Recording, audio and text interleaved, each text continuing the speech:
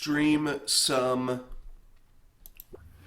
of the legendary only draft Weekend Warrior. Just give it one more shot before it's all done.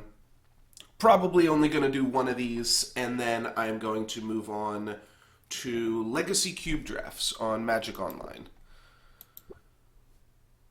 Thundersoar is really good. Othra is really good. Bright Steel is also quite powerful. I think we can take Othra. It's a good underdrop, it's a good proactive level, and if you get the rank up trigger, your opponent will have 0 ways to deal with it, and you will just win the game on the spot. So, Othra seems good. Black or Necrium is also a really strong color to be in. Gox has some synergies with Othra, but I think let's just take Woebringer, and I think that that's just going to give us the most powerful cards. We could take a Shardplate Mutant here and go for like a big dumb animal strategy. It's not crazy. Ancestral Echoes might just be better in that strategy, though.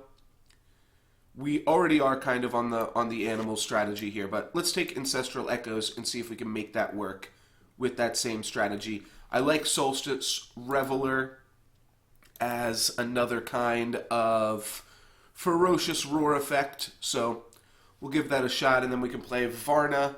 Varna's definitely going to be the pick. The other card is no bueno, really. Varric Ebonskull's pretty good, but without any ways to push through the damage, he's not doing too much here. Keeper is interesting. Duskmaw is fine. I have no idea if Brawn's good, but Doom Rider is just a solid stat card all around. As is Oros. We could also take Utera Packmaster, try to move him with that. Varna's Pack, Ruby Scale Dragon, both good, but let's just take Oros and try to play some big dumb monsters. I think that sounds good to me. Thundersoar is not quite in the same vein as the other big dumb monsters, but I think he's pretty good. Then we can go Loros, because we're kind of on the beatdown strat. We could also grab a Living Hive, which is good with Oros. But let's just take Loros to begin with. Take a Varna's Pack as a solid underdrop. I think you just have to take Shardplate Toxoid. It's not really beatdown, but the card is just so strong. It's removal, it's board clear. It's everything you want. Lash of Damara is also really good board clear in a format that doesn't really have much in the way of removal, but we can make Toxoid work first and foremost. And then I think I'm going to take Grimgaunt Devourer. Wegu's reasonable, Xerxes is reasonable, and I could even see a push for Utera Packmaster, but Grimgaunt Devourer, tried and true, seems like a solid card to me. So we could take an underdrop, we could take a priority level, or we could take a card that is reasonable once we've kind of like filled the lanes here. I think I'm going to go for the underdrop of Scatterspore Eidolon here. Card level's okay, but mostly we want it as an underdrop. And I'll take Lichbane Dragon, just slightly more aggressive than Nova. I don't know if Ceruzal is actually doing anything for us here. I guess we have one Varna, so we can go Ceruzal into Varna. It does also trigger our Grimgaunts and such. Alright, we'll take a Ceruzal then. That seems fine. We can take a Zimus for a late game threat. We could take Shardplate Behemoth because the card is fucking busted. Or we could take a Shardplate Toxoid because that card is fucking busted. Lichbane Dragon is also a pretty reasonable, just like early game threat, but there's no way we'd want it over Shardplate Behemoth if our plan is the beatdown one. I don't know. Shardplate Toxoid is really good. Maybe there's going to be a lot of poison in this too. Maybe a lot of people go green just for the poison because that's really the only board clear that you have. So, I guess in that regard, Shardplate Toxoid is good. Yeah, this is tricky. We definitely want to take a Shardplate in this pack. Shardplate Behemoth is an old school nightmare. I know that this card has just like wrecked me so many times. Shardplate Toxoid is the new nut and the new card that you just don't want to have to see, don't want to have to play against. It also does level well. Shardplate Behemoth is a great underdrop though. Alright, I'm going to take Shardplate Behemoth. I convinced myself. Card is really, really strong. Dream Tree, let's see. Can you Shardplate Toxoid your Dream Tree? You can't. So you're really looking for Malice Hermit and Malice Hermit only to work with Dream Tree. Let's take Nova. Yeah, let's take Nova. We could take a Dozer, the Dormant. Dozer, the Doormat. What else could we take? Not really much, so we can block with it, and then we get like a 9/2 or something. It trades with stuff. It's not super crazy. Talison's like an underdrop in a weird world. Let's just take Lyria, I suppose, just in case that comes up, and then I will take a Nether Shriek here. I'm a big fan of Nether Shriek. I could take another Lyria, or I could take a Utera Packmaster. Take Lyria. It gives us some late game beatdown options. We don't want Shardplate Mutant. I think I'm going to grab another Varna here. Zithian Shambler's kind of cute, alongside Shardplate Mutant. Scourgeclaim Sorcerer's also pretty good. Oh, this is soft-gated now. Oh, they buffed this card up a lot. Alright, let's take this. It is now an underdrop, so that makes that card pretty good. It also is also good with stuff like Keeper of the Damned, but Keeper of the Damned is gated. Thundersoar can oftentimes be an underdrop without having to level it, so that card's pretty good. I think I'm going to grab a Big Dumb Monster here in Mimic Worm. Good underdrop, solid stats all around. Shardplate Toxoid or Woebringer. I think Woebringer would actually be pretty good in this deck, but Shardplate Toxoid is just busted. Take a Spirit Stone Sentry in case we need to clean up the field there. I'm going to take another Shardplate Behemoth. This card I think is just dumb as shit. I think Shardplate Behemoth is just super-de-duper good. We can take a Scythe of Chiron. That's going to be one of our only, like combat tricks, so to speak. So grabbing one Scythe is pretty good. Suppose we can take a Heart Tree as well, and we'll grab a second Loros. Deck's pretty strong. I think we can make something good happen here. All decks are going to be pretty strong because they are all mono legendaries. It is the Weekend Warrior for legendary only draft. I didn't just get really lucky. I know it might seem like, wow, Nolex Given just got super lucky in that draft. He just, like, all of his cards were legendary in every pick. No, it is indeed the Weekend Warrior. I'm sure nobody is thinking that. But it is the Weekend Warrior.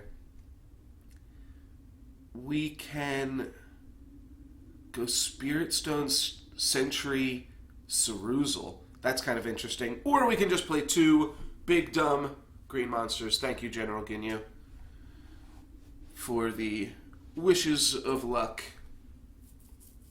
Oh, are you wishing me luck, or are you saying that, like, my luck is good? Either way. Either way, you're correct. Hopefully we get to play against some real players here. That would be sweet. Hopefully Lucalas shows up. Most people, I think, do show up to the Weekend Warriors. The main point of them is just to play. It's not just to hang out. What did I not play in that last hand? I think I didn't play a Shardplate Behemoth. I went for an Oros instead. I think that's reasonable. Oros is like a little bit better, but really not even much. Wow, why didn't I just play Shardplate Behemoth? Look at this. Oros has to level up to be close in power to Shardplate Behemoth. And then Shardplate Behemoth beats it on level 2 and is only one less than it on level 3. This card's still so good. Card used to be busted. Shardplate Behemoth is a... You know what another, like, way to refer to this draft is? Like, Legendary only draft is just like, here's a bunch of reasons why people have quit this game, I think. I quit this game twice because of Shardplate Behemoth, and obviously I'm back, but I took some pretty decent breaks just because, like, the power level of the card. I think I may have also stopped. Maybe I stopped once because of Shardplate and once because of Othra, but Like, the power level of the new legends coming out is just always so strong. And that is something that I think is pretty important to watch as Reforged comes up. The revival project. The biggest thing is just there's no balance on legendary cards. That's why I proposed like a kind of point system thing where your deck can only exceed like a certain power threshold. But I don't know. Ultimately, it's tricky because there's cards that are just so much powerful than the other ones, so much more powerful than the other ones, that kind of creates a disparity in power level. Looks like this guy is not showing up here. I will be right back. I'm just going to go grab some water. And I guess we'll be back for round 2. Hopefully we can play some games then.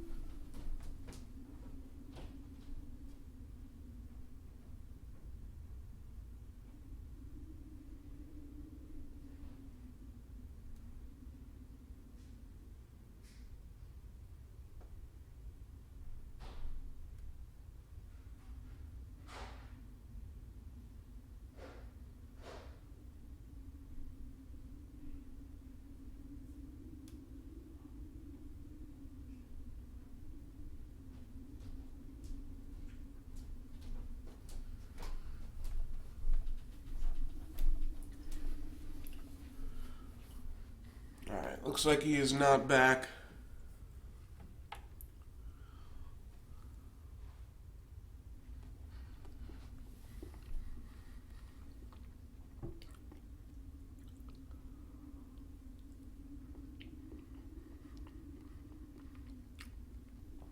Not yet. Hopefully we get to play some games here. I don't know if I just said that or not, but I can't imagine that this happens every round here. The whole point of the Weekend Warrior is to play. Could be on too early or something like that too, but I don't know.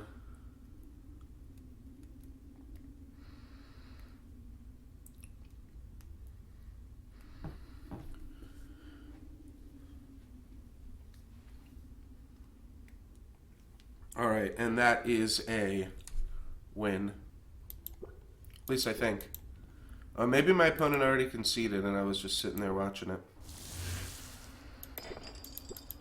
Well, regardless. First win of the day in the bag. Let's hop into the next round here.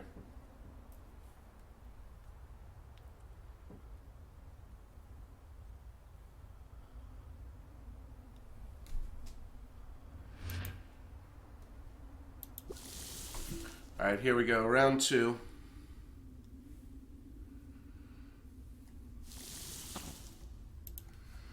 And we can play Thundersoar, Oros, or Othra. Let's lead with Othra. It can definitely be answered, but getting that card leveled up, that card has a really, really strong level 3. So we can actually play for that now. Opponent is going to go Nova. And we've got a Shardplate Toxoid, and then they're going to play their own Shardplate Toxoid. That's no fun. We can poison this, or we can poison this. My opponent's just going to overwrite this, so we don't need to poison it, but by poisoning it, we actually do some work. We give this -1/-1.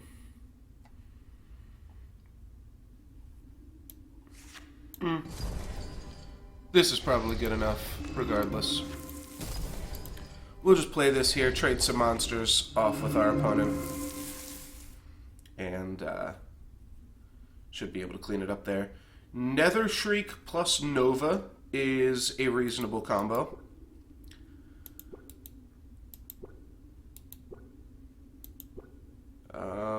What else can we do? Scythe is good against what he's played, and we can also just play two big Shardplate Behemoths. One of the strengths of Shardplate Behemoth is, of course, that it is an insane underdrop as well. So I tend to not always play it so that my deck remains reasonably consistent.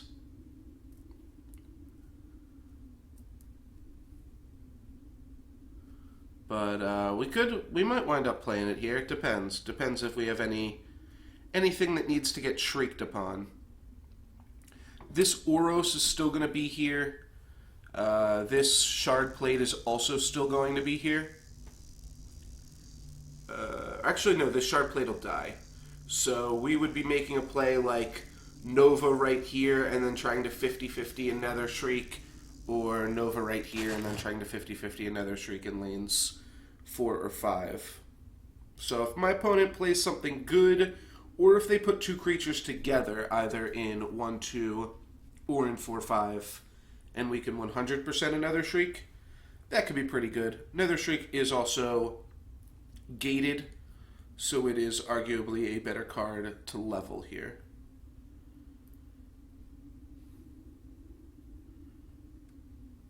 Really hope we get in some games as well.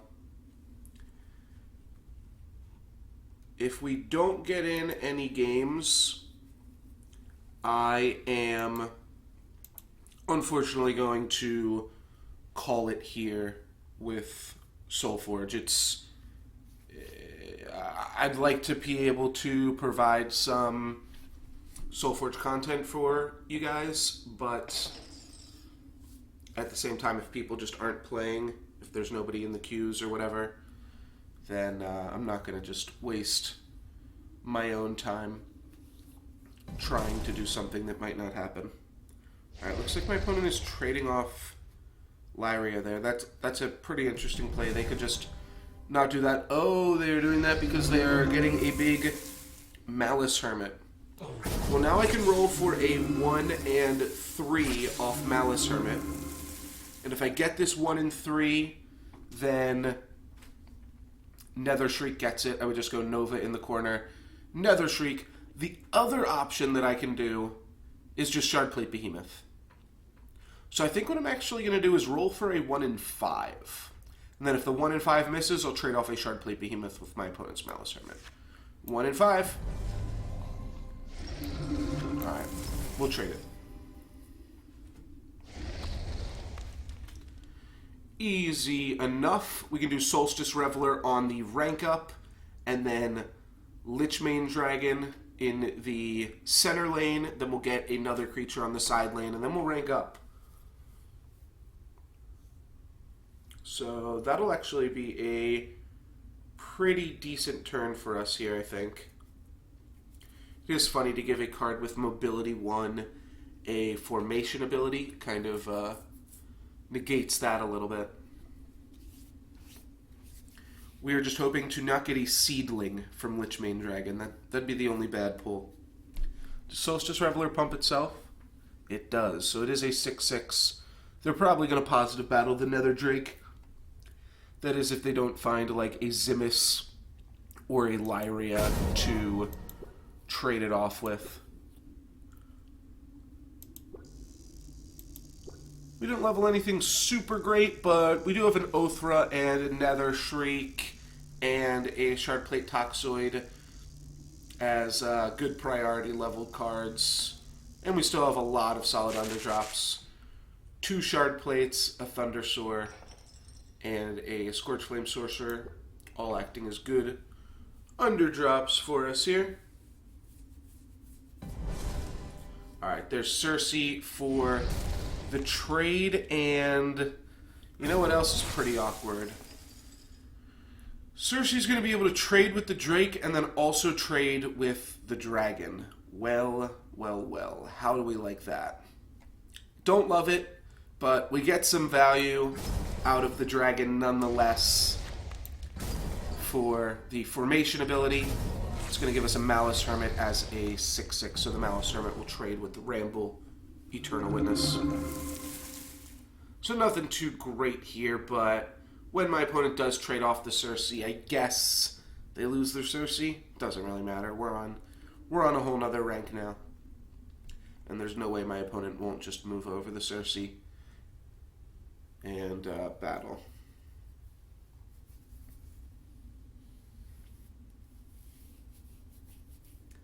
Another thing that's interesting to note here, if the dragon didn't have formation, my opponent would battle and then move over, but because it has formation, my opponent's just going to move over and then battle, so we're not going to be able to get this Loros trigger either.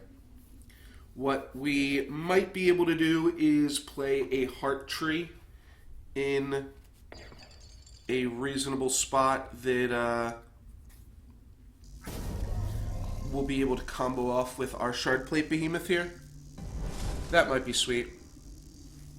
Alright, well this is already a positive battle. This is a trade, and a Heart Tree doesn't change that. Ooh, but a Scythe of Chiron does. So we could go Thunder Sword to trade here, we could go Varnish Pact to trade here, or we could go Heart Tree to trade here. I'm actually just going to play Varnish Pact, hope that I don't get a Seedling. Nope, I get another Malice Hermit, so there's a lot of those in the dead pile now. Yeah, I've heard a lot of people say that they've been getting the 10-pack rare reward, and that it's definitely bittersweet. That's the trick with this game right now, when you know the servers have an end date.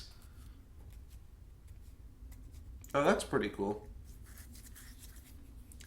It's a pretty cool answer to Iron Maiden there. But yeah, everything right now kind of feels bittersweet. When I stream, I'm like, alright, I can like teach people how to play the game and what would be good, but at the same time, none of this matters because nobody really cares anymore that much. I can just provide a whole bunch of irrelevant information. I do have some ideas for Solforge content that I want to be able to put out, though. And the main idea is, I guess, just kind of like legacy content, you'd call it. Want to, in the 11 days that we have left, which when we return is only going to be a week, I guess, right? Once we get back on Monday, it's pretty much only going to be one more week. But in that remaining time, what I would like to do is say, alright, well, we can Solstice Reveler, and then we can either Grimgaunt Devourer or Grimgaunt Doomrider. I guess it will just Devourer. And Zimus might pop up and trade with a Devourer. If it does, I suppose that's fine. Alright, it did not. Othra's good. Nethershriek is good. Oros is good as well. Your first Tusken Sporelord. How do you manage that? That's crazy.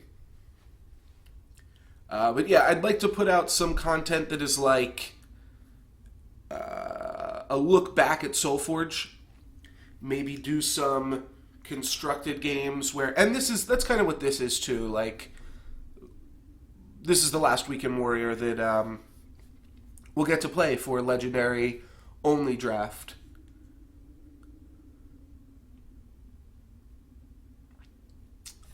That's good then too. But I won't cross my fingers. I will I'll just put out some gameplay of like Burn, but like do some old Burn with the Flame Shaper Savants. We'll do some robots, as well as just playing with, you know, try to get a whole bunch of deck lists together and play some constructed games that kind of showcase those deck lists. That's probably like 2 full days of like just non-stop talking about Solforge, and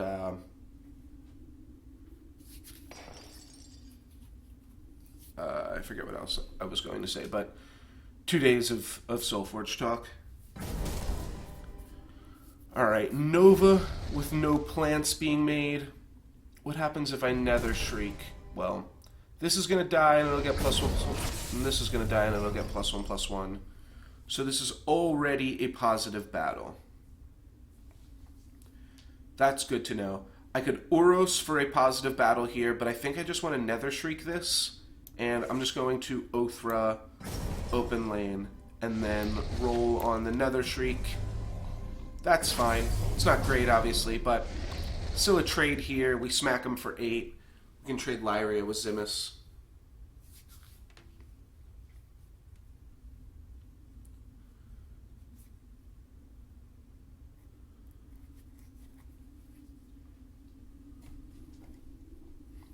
And I don't really know how Othra is going to be bad here. We could also trade Shardplate Toxoid for Zimus, but yeah, Othra, I'm just going to get it on the rank up. My opponent might even concede here.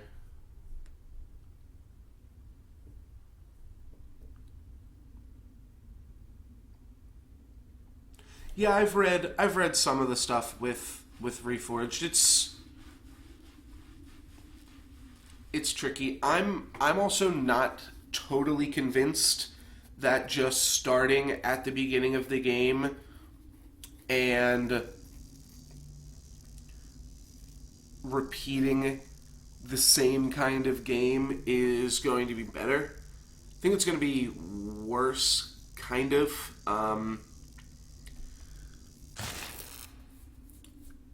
There's two reasons it failed. I mean, maybe you could say 3. Okay, maybe 4. Economy, client, marketing, and then the actual game.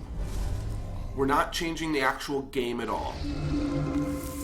Nobody wants to do that, so that's going to stay the same.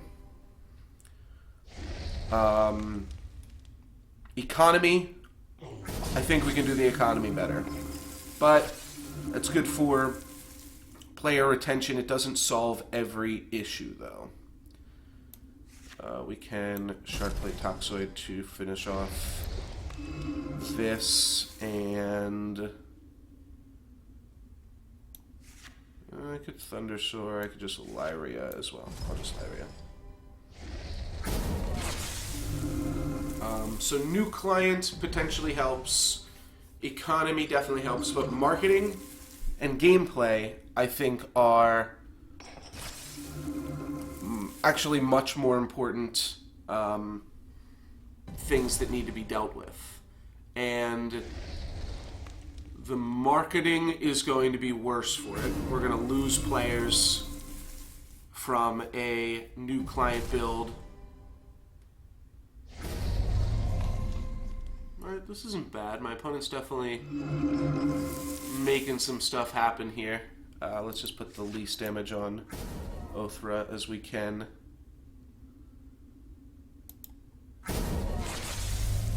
And so marketing's the same, and we're not changing gameplay at all. I don't know, just sounds like it is a little bit too little too late.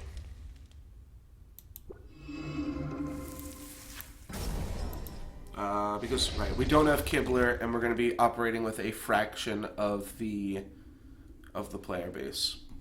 Yeah, it's a reasonable area for them.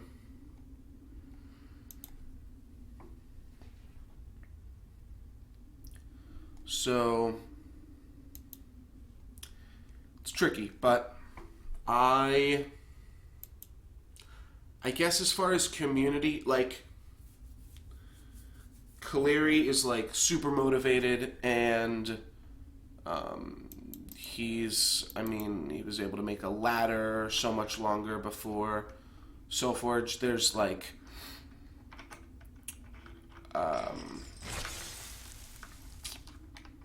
with less players that went on SolforgeLadder.com, there were less like issues that he kind of had to worry about in that regard, but at the same time he still did it.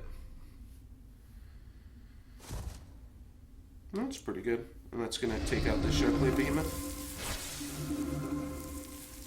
Make it a 1-1. Holy shit. Alrighty. This thing's like almost dead.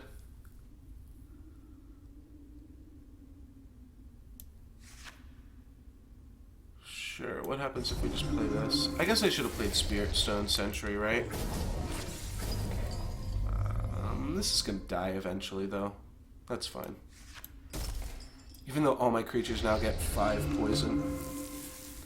Oh, actually, if all my creatures got 5 poison, the Spirit Stone Sentry would have been shit, actually. Yeah. But it's also just like marketing. Like, how do you get new players? Marketing is like the most money that games have to spend. They had a contract with Star City Games and also had Brian Kibler working for them. Both of those things didn't really pan out.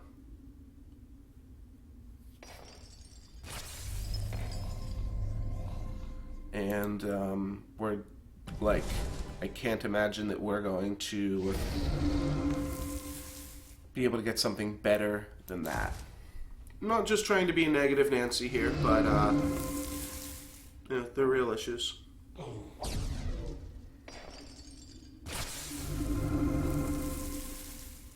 Alright, so this guy's gonna stick around for a second. This thing's gonna die. What else do we need to do? Alright, let's battle, I guess, and see what all the numbers are looking like.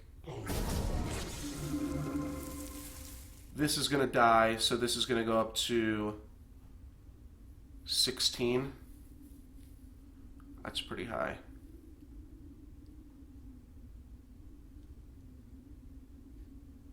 Alright, I think we actually have to do like this. I mean, we can't win this game, I don't think, but...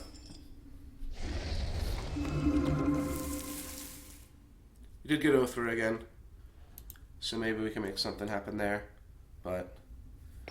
This Zimis is dealing a large amount of damage to us. Oh, this is actually still going to hang on there for a second. Oh, and this isn't going to die either. Oh, jeez.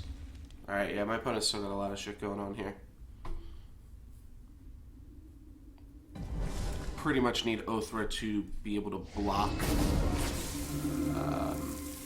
Zimis, but we haven't even dealt with this, so I guess Othra's just got to block here.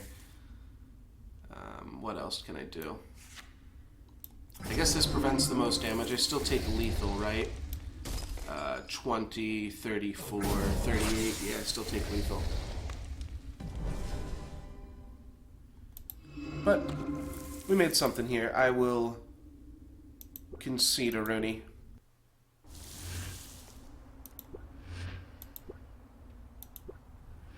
And we'll hop in the next one.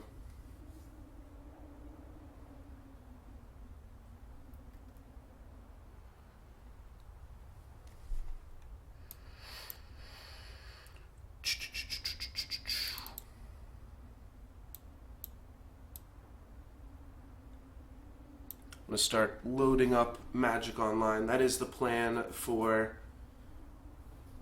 after these games here, to do some Legacy Cube drafting.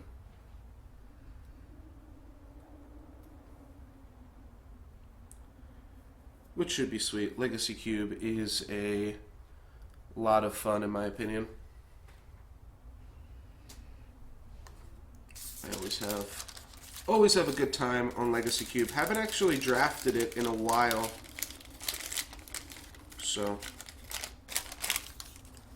looking forward to that again.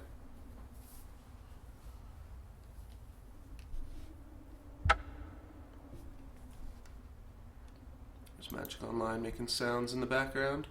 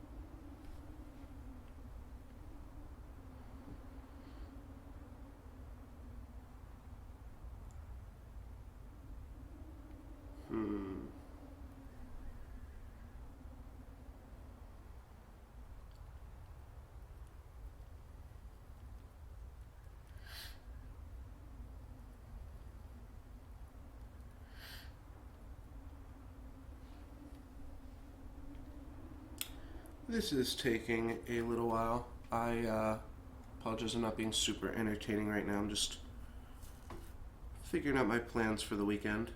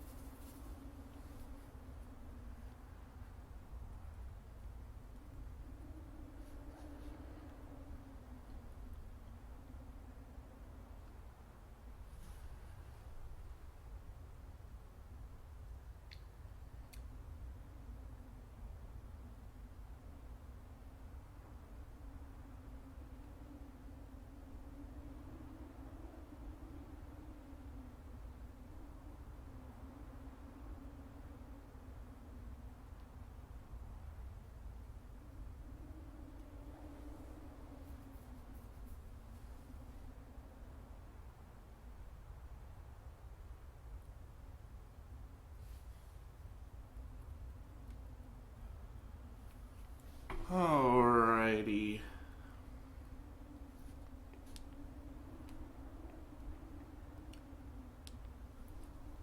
I am gonna give this another minute here. But, yeah. This is, I guess, what it kind of feels like when you want to play a dead game.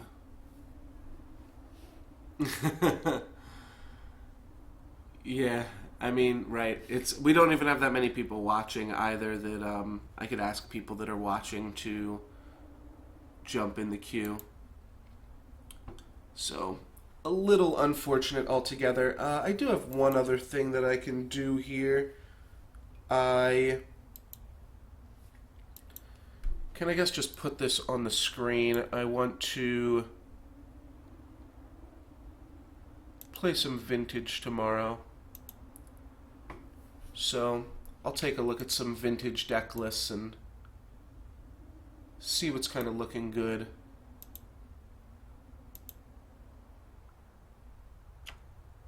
See if anything stands out here. I will probably just play a Gush Mentor deck. Probably just play 4-color Mentor. But I'll take a look at what some other options are that people are playing here. Skull Clamp's a cute one. Haven't actually seen that get thrown around. It seems kind of sweet, though. And I assume Solforge will pop up when a match is ready, right? Alright, let's just try rejoining the queue, see if that does anything for us here.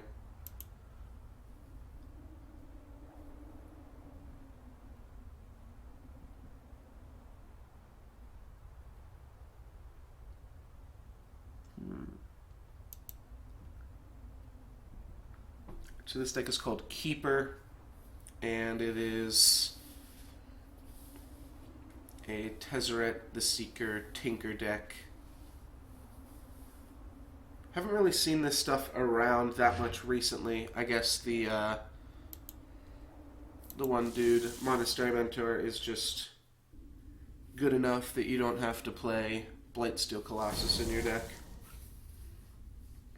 Alright, we'll lead out with Oath right here. He almost did some work for us last game. Turns out Shardplate Toxoid, really, really good. Which we did know, but not sure I knew just exactly how good it was.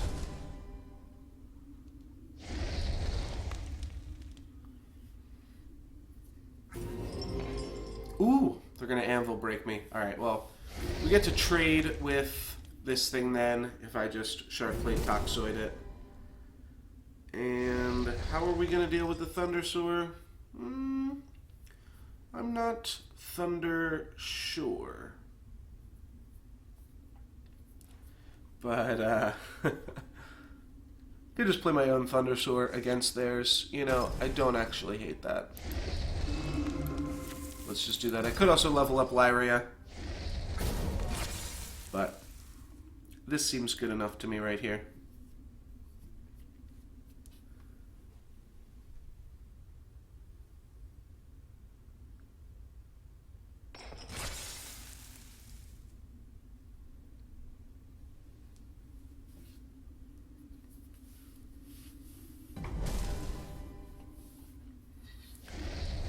Frontline combatant is going to positive battle the Shardplate Toxoid. We are going to get a point of damage off on it, but that's not really too much. Oh, and my opponent's got a lot of Ironbeards as well.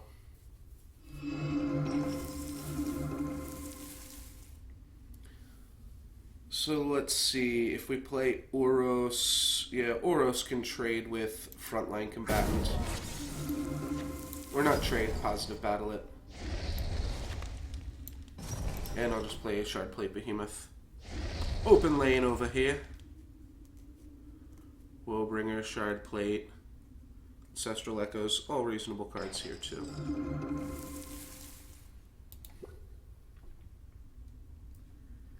Ancestral Echoes is pretty good to level it up. Might want to think about leveling that. Seems pretty solid on the later levels here. One creature's going to die, so my opponent's going to get a 5/5. And then he's going to be able to kill off the Oros, and he's going to deal some damage to this Shardplate. So... oh, never mind. He's just going to positive battle the Oros here. Well, Thundersoar can trade with Malice Hermit. No, it actually cannot. Though it can if I play Ancestral Echoes, right? Oh, it'll trade because it'll receive a poison damage. Alright, so we got the answer here regardless.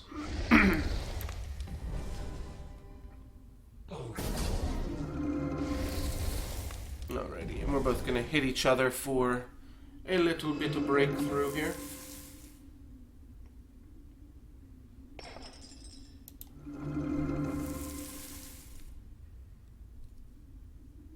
Some poison damage, pumping some thunders.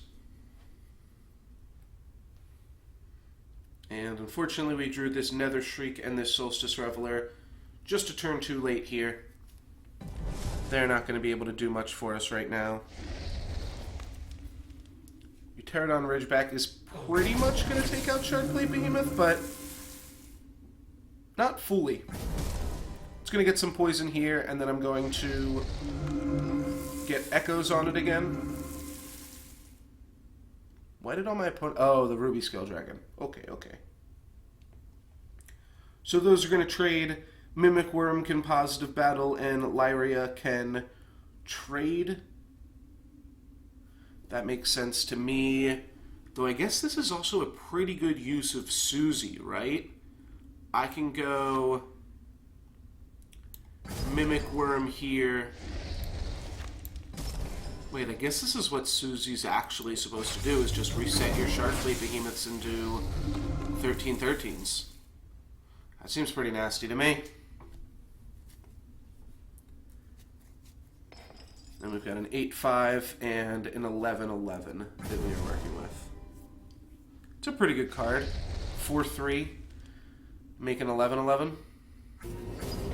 Alright, see ya.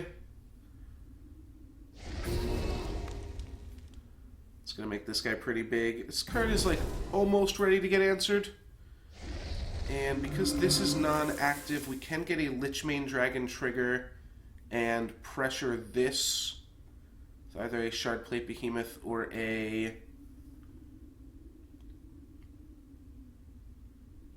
Grimgaunt Devourer. Will Grimgaunt Devourer pressure this? Probably.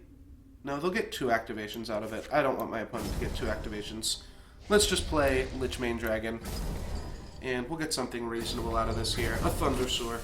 Not too shabby. Meanwhile, we get to hit our opponent for 13, and we drew some more Thundersoars. So, we will start cracking away at our opponent's life total here. So that is pretty good. Alright, our opponent decides to save Steel Eye Seer. It's going to be okay. We'll be able to take it out eventually with Lichmane Dragon. So that's just what I'm going to go for here. And then I think I'm going to play 2 more Thundersoars. We're kind of safe against poison here as well. So that's kind of interesting to note. Alrighty, yeah. Let's move over Lichmane and just slam down a pair of Thunders. That's all we gotta do.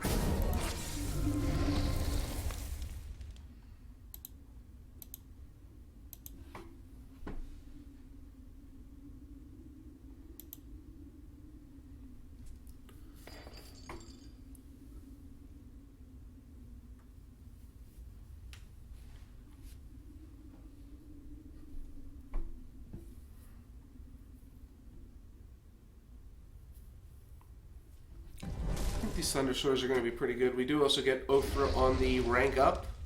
Hard to complain about that. Our opponent is getting an Iron Maiden here. So I suppose that is pretty good. Now our opponent's also going to start growing all of our Thundersoars, though. That seems good to me. That seems very good to me. Alright, and we'll just play an Othra over here.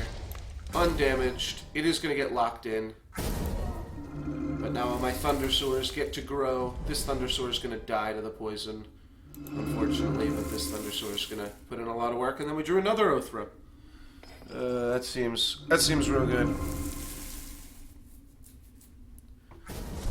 That seems rather good. My opponent plays a Ramble, still in the early rank over there, but don't think that that is going to be quite enough. We're also hitting our opponent for a lot of damage at the same time. Oh, they get another play. How so? Oh, the Forge ability off of this. The Forge ability brought out the Voltaic Prophet. Gotcha. Alright, that's sweet. So let's just go Shardplate Toxoid, put some poison on this guy, battle, hit my opponent for some damages, and then replace our Shardplate Behemoth. That's going to be a tough one for my opponent to get out of, I have to imagine. Although, this is a trade now, I didn't realize that. Enough creatures with poison just died that turn. That these 2 creatures are going to trade off. This is going to get handled just from poison, though. I guess Thundersoar underleveled is a pretty reasonable way to deal with this guy, though. Seems good.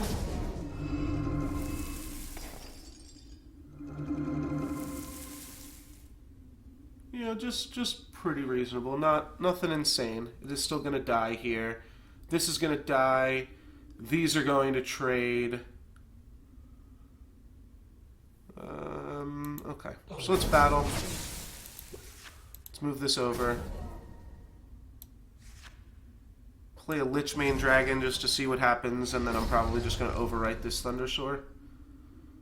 I can make it a Luros, or I can make it a Shardplate Behemoth. Let's just make it a 15-15. That sounds good to me. Then this will die. I will have 2 lethal creatures with Othra. Thundersoar is also lethal, and Shardplate Behemoth. Plus this is, looks like 6 points off lethal, right? That's not bad. If my opponent had other stuff to follow this up with, that would be not bad. Thundersoar is just going to kill them here, though. Even as I take a little bit of damage here. Alright, we'll battle. And our opponent will hit the resign button very quickly just before that happens.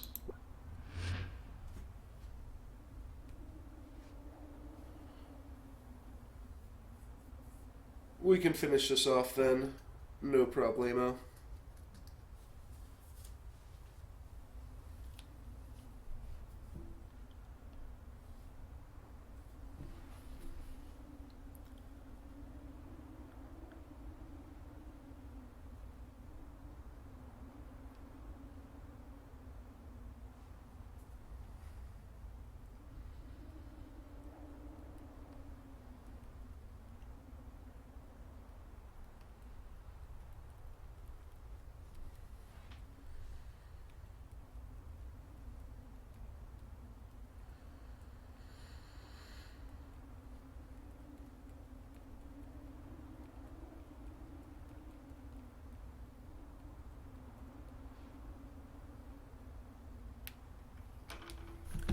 Going to do a draft tonight with some friends, and we are debating if we should do triple Aether Revolt or... Oh, there we are, Ginyu. Thank you for not making me wait too long. I appreciate it. Debating between triple Aether Revolt or doing double Aether Revolt and a Kaladesh. Not sure we're going to land on O3. You've seen me open with that card 3 times in a row. You've solved it. So we can Nether Shriek, hope to get there. Otherwise, we're just going to take 8. Let's see. What can we do otherwise? We can level Varna, Doom Rider. I think I'm just going to level Varna open lane and then go for a 1 and 4 on Nether Shriek. Pretty lackluster turn. Looks like we got there, though. No luck's given, baby. All skill.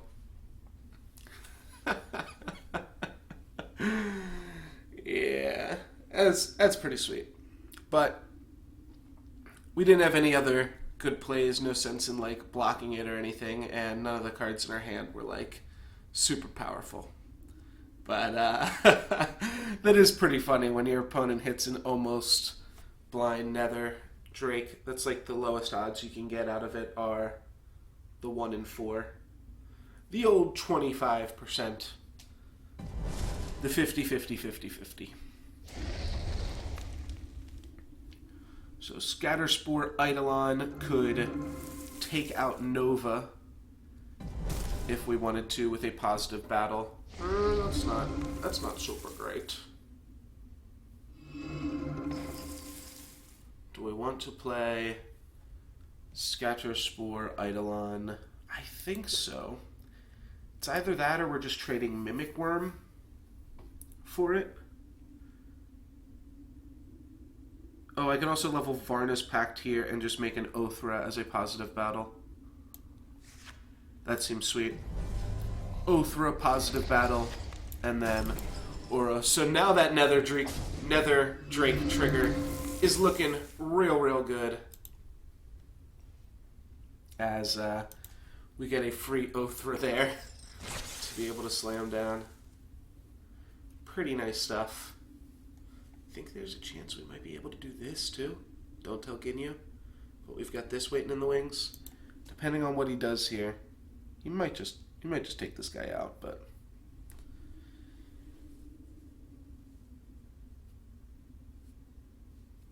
I think we might have the opportunity to become unrivaled. Alright, he's going to play an Othra as well. Or not as well. He's just going to play a second Othra. So this is going to be quite the Othra battle here. A lot of those guys are coming out. And then Varna summoning Nova. I guess we can go on this plan.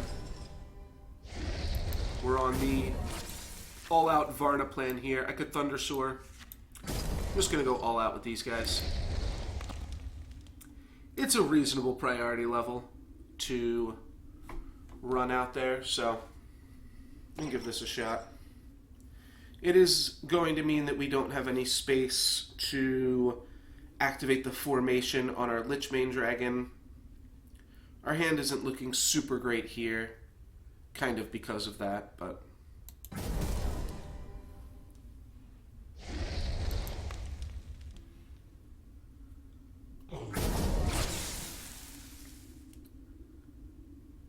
put a Ramble in the deck and another Ramble, but then he's going to rank up. So that didn't really do all that much for Ginyu there. He can replace one of them to positive battle on this Lichmane Dragon. I think I'll let him do that.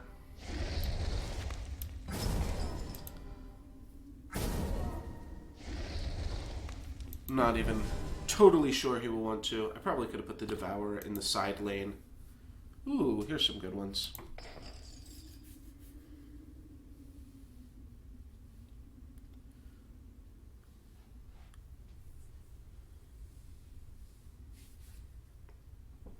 Like this hand a lot. Two cards that are good priority levels and then 3 underdrops. I guess this hand isn't great because we're going to lose a bunch of our underdrops here. So maybe that's not actually something to get super excited about. And let's see, does he replace either the Lyria or one of the Rambles? He does go with a Ramble replace. Actually could have had a little bit more reasonable play there if he led off with Nova, make a plant. I see why he did it, because he wanted to give himself the option to replace the Lyria. This is going to work out pretty well for us, though. We're going to go battle and battle. Just going to grow this guy a whole bunch, and then I'm going to go ahead and get back that GGD that we just lost. It is going to pop up in kind of an unfortunate spot here and trade off with that, but 13-8 ain't nothing to mess with. It is going to get an additional +4/+4 actually. So maybe this was a good spot for this to land, because now it's going to get +4/+4. It's going to become a 17-12. Yeah, okay. I'm back around to it. Maybe that was the best actual spot for that to roll. I changed my mind. The fact that Nova gets +3/+3 means that this Lyria becomes a pretty juicy replace target. It will turn this from a trade into actually a... Or I'm sorry, it'll change it from a negative battle into a trade.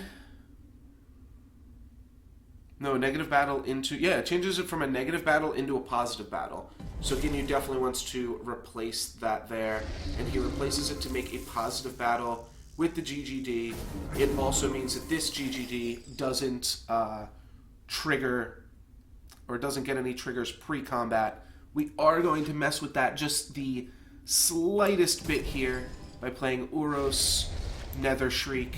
That's going to save the Grimgaunt Devourer, and then the Devourer is going to get another +6/+6, and go up to... Oh, I guess it only got a +2/+2. Oh, because this guy grew as well. Okay, that's fine. Yeah, I guess that's good as well. We get to trade off with this Nova. This Nova should be answered pretty easily by whatever Lyria spawns, or if not, then whatever Lichmane Dragon spawns. We are definitely keeping all of the lanes full this game. So we didn't quite go on the beatdown plan, but we got to still make some pretty synergistic plays where we just have been keeping the board full and stacking up a lot of Grimgaunt triggers. So that's pretty sweet.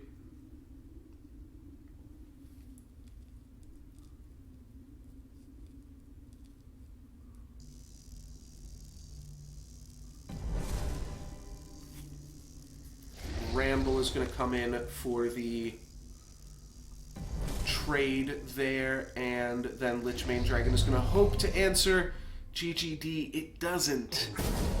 Ooh, that was a pretty big gamble there for Ginyu, and it definitely did not pay off. So we can go Lyria. We know this is going to be able to trade. We grab another Lyria. And then we're actually in a spot where we're out of lanes. So I'm going to replace Nether Shriek, and that will give me another 6/7 there. That puts me a little bit more ahead on board than if I had just open laned the formation card. So now he's got to find a pretty good level 2 to trade with this GGD here. The only thing that replacing does is it doesn't give 2 more to the Grimgaunt Devourer, but he's got to find a pretty good card to deal with this here. Like, he needs a level 2 Shardplate Behemoth or a Malice Hermit and another block. Malice Hermit 2 would be a pretty good play for him, as well as maybe some Shardplate Toxoids, but his options are definitely running low here. Looks like he's going to go for a rank up Othra positive battle. And he's going to see if he can make that work. This is going to be a chump block still, though. So he definitely has to worry about just taking lethal here. It's funny, Woebringer will, like, almost kill Othra. That's pretty funny. Alright. Let's lead off with a battle. Then I think what I would like to do is Varna's Pact and then replace one of those packed creatures with the Shardplate Toxoid. It's either that or a Shardplate Toxoid and then replace one of those creatures with the Varna's Pact. You know what? Yeah, I'll go Shardplate Toxoid first, and then I'll replace the Toxoid and fill the lanes with Varna's Pacts. We just get some level 1s. Nothing too huge. This Othra is going to be a little bit tricky to deal with. I am at a pretty comfortable 110. He's got to spend a play killing this Devourer. This draw was pretty terrible, which is the tricky part here. Nether Shriek is good. Oh, we got a lot of really good leveled cards in the deck. All right. I think we're going to win this game, but it is going to be close here, as if I can't keep these lanes full, Othra is going to be able to answer me. Now, if he just missed here, obviously we just win. Oh, wow, looks like he missed.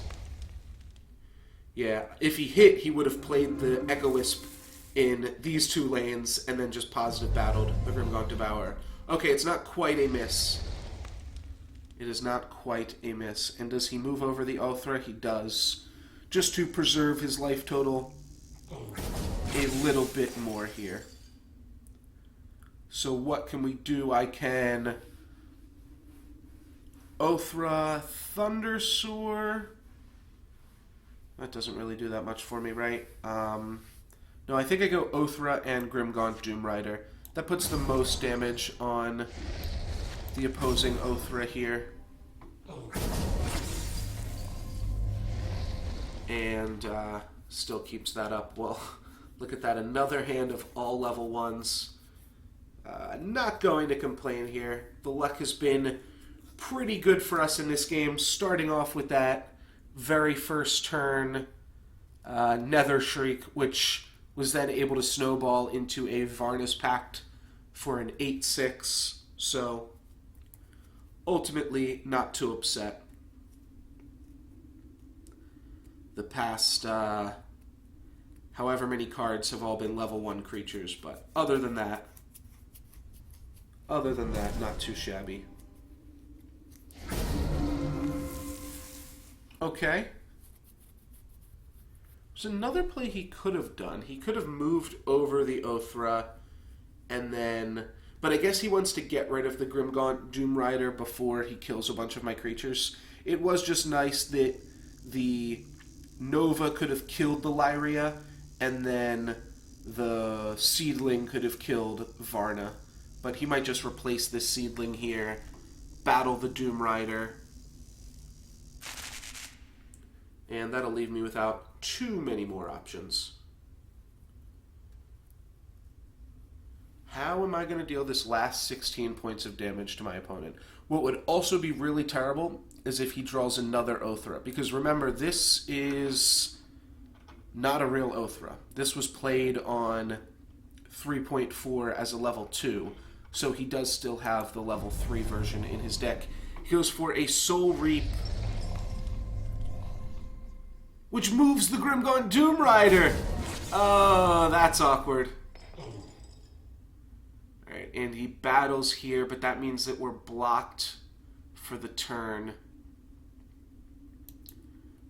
What happens if we battle? That's going to move over and then move over again. Okay, I can play Luros. I'm just going to play 2 Shardplate Behemoths, right? Yeah, let's just do that. We don't want to take any more poison here. And here we go. Here's some Bomb Diggities. We can fill our lanes with random creatures, and we can level up Varna, which will give us a solid win condition as well. Used to be Varna would trigger your forges again, I believe. Maybe that... No, I think that they lined up correctly enough to be able to do that. Don't exactly remember. Scrimgaunt Doomrider is going to move into the center space here after dying to Othra, so never mind. It will not do that.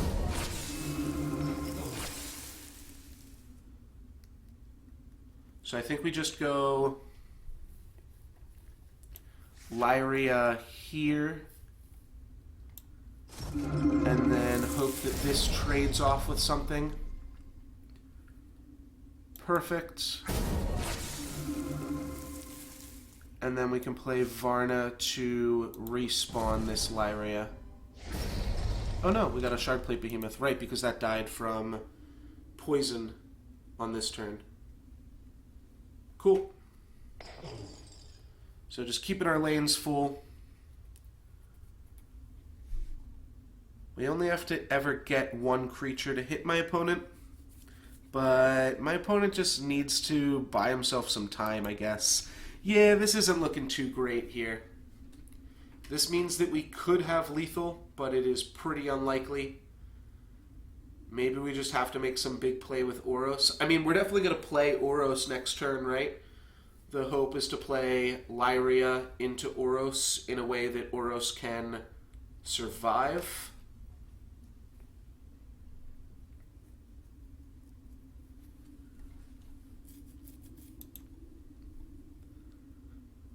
I think we can maybe make it out of this one. We had so many life points to work with when our opponent first poisoned us. Oh, they're gonna not take out this guy. Oh, they are gonna effectively take him out with a scythe. That was a pretty big fart. And then they're going to replace so that this gets to knock down this. This becomes a positive battle.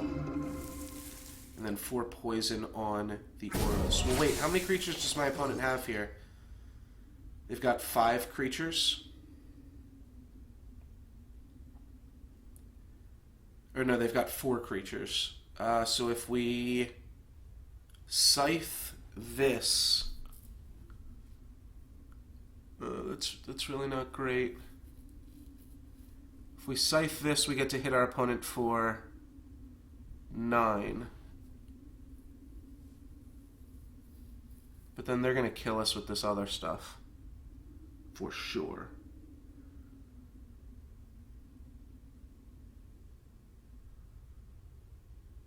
And I can't take out this either, right?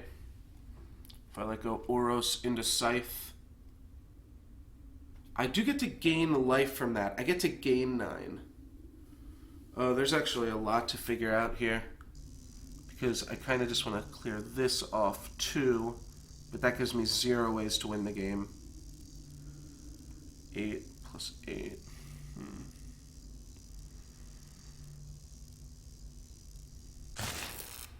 16 plus 8 is only 24.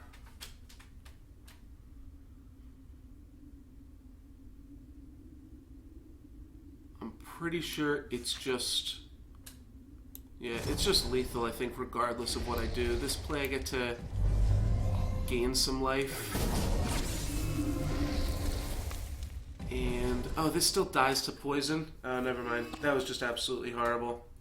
We do go to 32 here, which means we go down to 22, which means our opponent has lethal. So, no bueno. We do have 2 level 4s in our hand. Maybe Ginyu will replace both of his creatures here?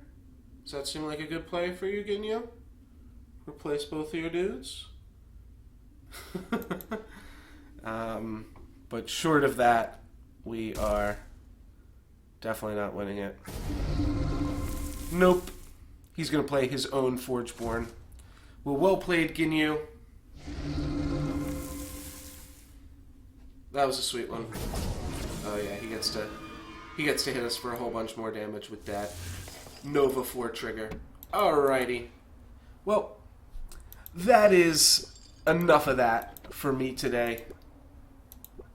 I don't know, it's just so much. It feels like a struggle to play Solforge sometimes when there's no incentive on the other side of it. That was a pretty sweet game, I will say.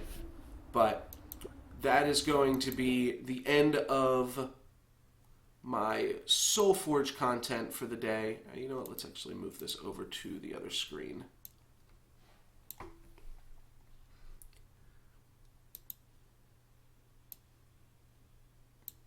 Great game, Ginyu.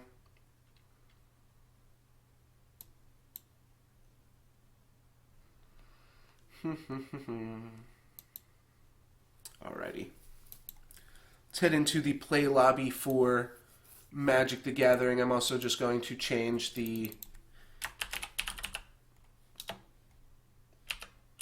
stream title here.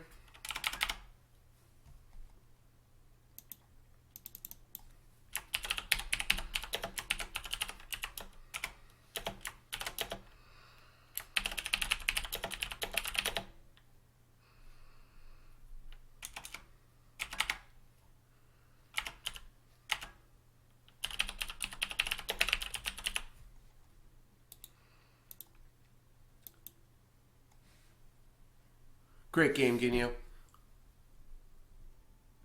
Yeah, Doom Rider was doing some interesting things, but yeah, that was a sweet way to get in the 2 poison against me. I thought he was going to be a good blocker for me, but turns out he dipped out on me. Alrighty. And here we go into a Legacy Cube draft. This should fire up in not too long here.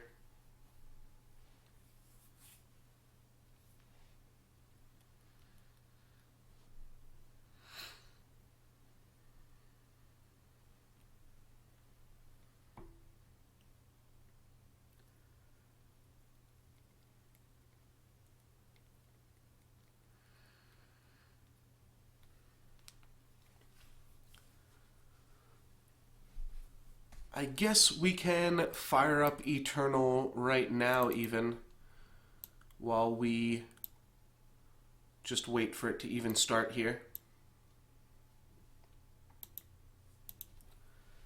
I will keep an eye on the draft on my other monitor. You want to check out Eternal, Ginyu, or you are here to talk? Check out Magic Online. Legacy Cube, I will say, is not the best way to get introduced to Magic the Gathering.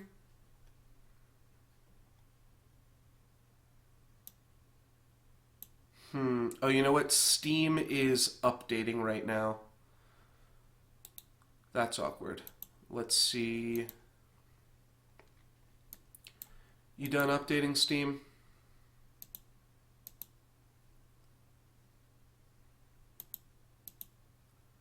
Looks like Steam might be updating right now. Yeah, we're not going to be able to fire this off, but we do have 8 players in here for... Yeah, Legacy is Magic the Gathering, so this might be a little bit confusing. Not only is it Magic the Gathering, but it is the format of Magic the Gathering where all cards from the history of it are legal, save like a seldom few. So there's a lot of things going to be going on here, and you might not be able to follow all of them. So what can we do here? Well, we can pick up a mana elf, and green actually is good in this cube. Land tax is okay. Keranos is a strong multicolored card, but does kind of put you into two colors from the get-go. I think the pick is between Elves of Deep Shadow, Keranos, Yosei, and the lands. I don't think I want to pick up a land tax, at the very least not to start. Banefire isn't going to do too much for us here. So what do we want to start with? I will say I definitely have an affinity for elves. I love elves. Played in Legacy, this card is great for like a Birthing Pod deck or something of the like as well. So that's very up my alley. Keranos is powerful, but let's take an Elves of the Deep Shadow and see if we can't combo off with that. That is an Ajani Caller of the Pride. Well, what else are we looking at here? We've got the double Eternal Witness monster. It's a pretty good, like, Green Sun Zenith target. Reasonable big ramp card. Let's see. I think I can make these cards a little bit bigger, which also might help in terms of people that don't know exactly what all the cards do here. So, let's see. It's like Green Warden, Garruk, or Qasali Pride Mage. None of these cards are really that impressive. People like Shardless Agent too. I'm not the biggest fan. Peace, Ginyu, thanks for hanging out. I think I will take a Green Warden of Marasa. I haven't really played with this card that much, so I think it might be good. It's hard to tell. Elder Deep Fiend could be sweet. Dark Confidant is super powerful. A little less powerful in green, but Raphelos is one of the most rewarding cards for mono green ramp. We also completely cut off green by taking Raphelos. Chain Lightning is a solid card. Dismember is a solid card after that. But I think it's really just between Dark Confidant and Raphelos seems infinitely more synergistic with the cards that we've grabbed thus far. So I am pretty happy with that. Here we can grab a card that should have been banned in Standard versus a card, two cards actually, that were banned in Standard.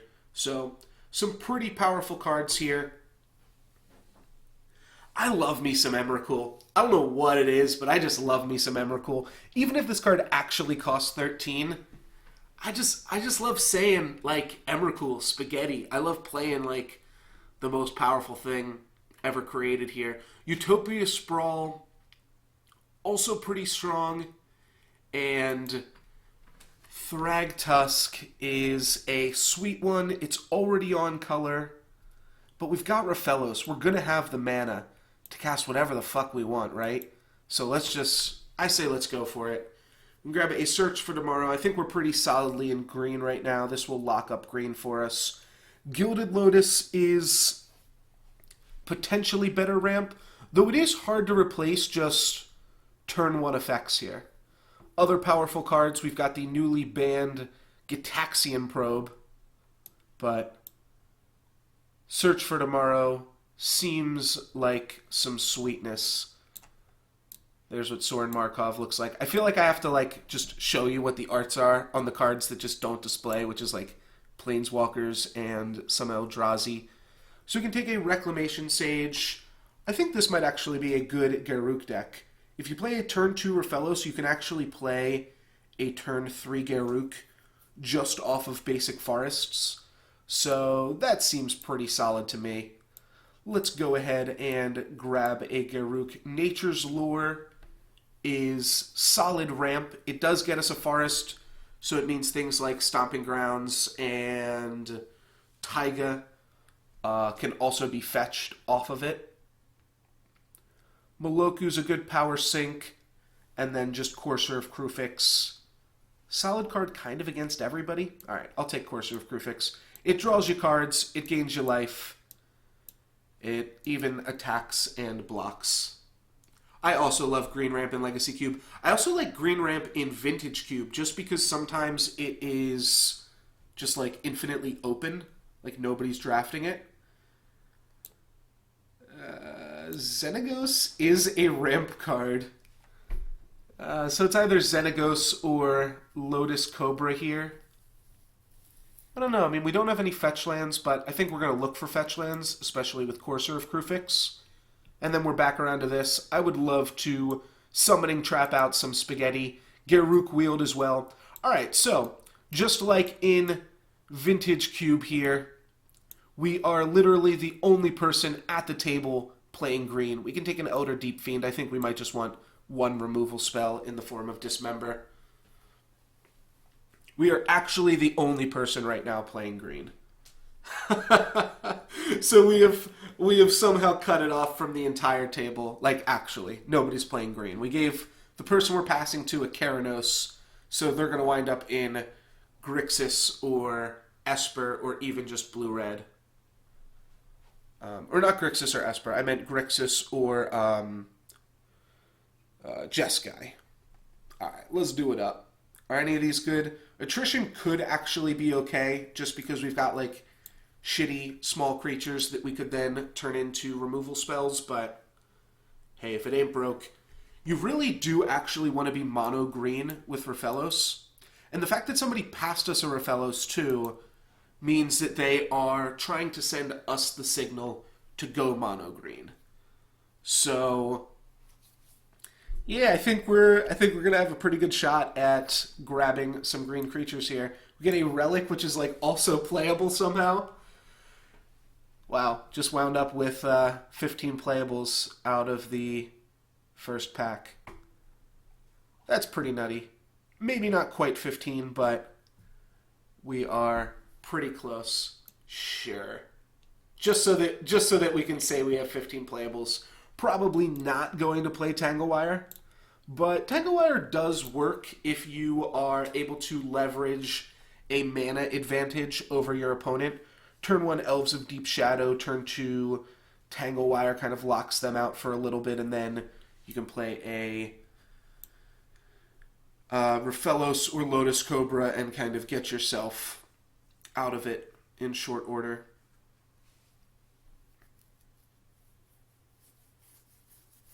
And you also just don't have to cast it turn 2 when it's not effective. You can wait till, like, turn 3, when it actually makes sense to cast the card. Let's make these guys a little bit bigger here. Oh, I can make those pretty big. That's sweet. So yeah, we already have a lot of good cards. Well, Devoted Druid is a favorite card of mine, though I'm not sure anybody's going to take it. At the same time, I really, really, really love me some Devoted Druid. It is partially a combo with Lotus Cobra and letting you play 5-drops on turn 3 here. Master of the Wild Hunt is removal. I don't even think there's anything else in this pack that we'd want to really play. I could take Temple Garden and then just hope to wheel one or both of these green cards, which I also don't think is super unreasonable. Right now we've got Search for Tomorrow, Utopia Sprawl, Elves of Deep Shadow, and Lotus Cobra as a means to splash some cards here. Hinterland Harbor is good, but not as good because it doesn't work with Rafellos. So I think I might just take Temple Garden. I don't know what card we'd be looking to splash. Maybe something, not quite a Sigarda, right? Probably, honestly, like a Path to Exile kind of effect. Well, if that's the case, maybe we should just take Devoted Druid or Master of the Wild Hunt. I'll take Devoted Druid. There we go, baby. We did it. All right, let's see if we can make this work. There's the Birthing Pod. There's also a Savannah, which is pretty good. This makes your Battle Cries trigger twice, but I have to grab a Birthing Pod. I could even go so far as to, like, not even play these cards right here, but I am 100% slamming Birthing Pod. We'll see what will come out of that. We might not even get anything great because, like, mono green kind of limits the efficacy of pod at least a little bit. And this is okay. It's a reclaim effect. I think I'm going to snap off a Fauna Shaman here, though. Trigon Predator would be good. We already missed up on Reclamation Sage. I think we're going to get something that will help affect us with Birthing Pod, though, so we don't have to do anything too crazy looking for it. Noxious Gearhulk would be good. I'm just going to take a Finthorn Elves, though. Finthorn Elves is pretty good. Craterhoof Behemoth is great in mono green. It's not exactly great with pod, because we would need a 7 to ramp into it. Could also play Wolfear Silverheart. You go Wolfear Silverheart. Turn 2 Devoted Druid, turn 3 Wolfear Silverheart, and then you make 4 more mana, play a Garruk, kill off your Devoted Druid, and Soul Bond Wolfear Silverheart with the token. That's a pretty crazy thing that you can do. I think I just want to take the most powerful card here, though, and that is Craterhoof Behemoth. And we'll figure out exactly how that will work out in a second. Alright, so Eldritch Evolution. We can turn a 6-drop into a Craterhoof Behemoth. This exiles itself. Also turn a 6-drop into Vorinclex, and Duskwatch Recruiter is also really good. I think I'm going to take Eldritch Evolution, and I'm just going to keep my eyes peeled for 4 and 5-drop 6 green creatures to kind of fill out the curve here. Vorinclex also really good. Pelucranos and Duskwatch Recruiter also really good, but I don't know. This just seems sweet. We're going to wheel all these green cards anyways. Nobody else in this draft, like I said, is taking any green cards. So we're just going to have all the green mana.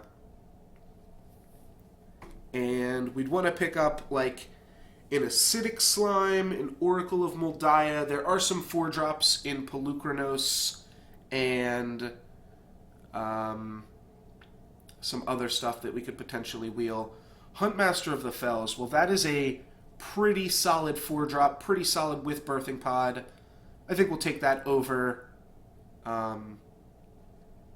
Rampant Growth here. We don't really need that much more ramp. We can make do with this with 1 basic mountain. We've got a Search for Tomorrow, a Utopia Sprawl, a Lotus Cobra, as well as a Birthing Pod and an Eldritch Evolution, potentially being the means to actually play the Huntmaster. What do we have to sacrifice in order to get out Emrakul? We need to sacrifice an Ulamog.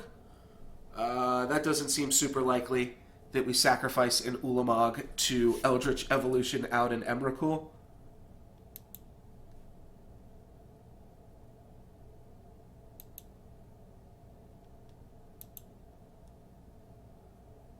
And there is a pretty big fatty boom boom in Tooth and Nail and Mere Battlesphere, but you know what? I kind of feel like we want to take a 5-drop here. I do also have to read this card. Whenever another creature enters the battlefield,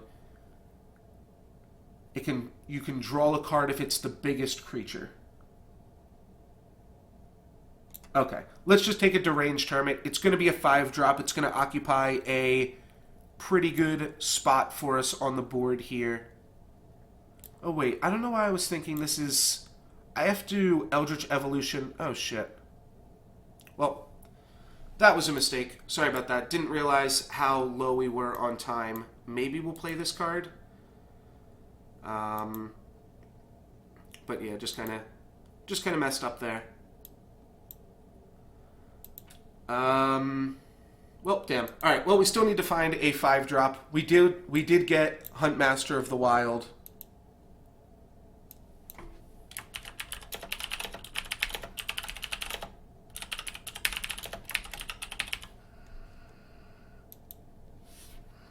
And we are definitely confirmed the only person in green at this entire table. I wonder if somebody else will move into green when they see all of those green cards in the 1 pack, but I have a feeling we're gonna get away with something pretty nasty here. I don't know if I'm going to play this card. It seems kind of random.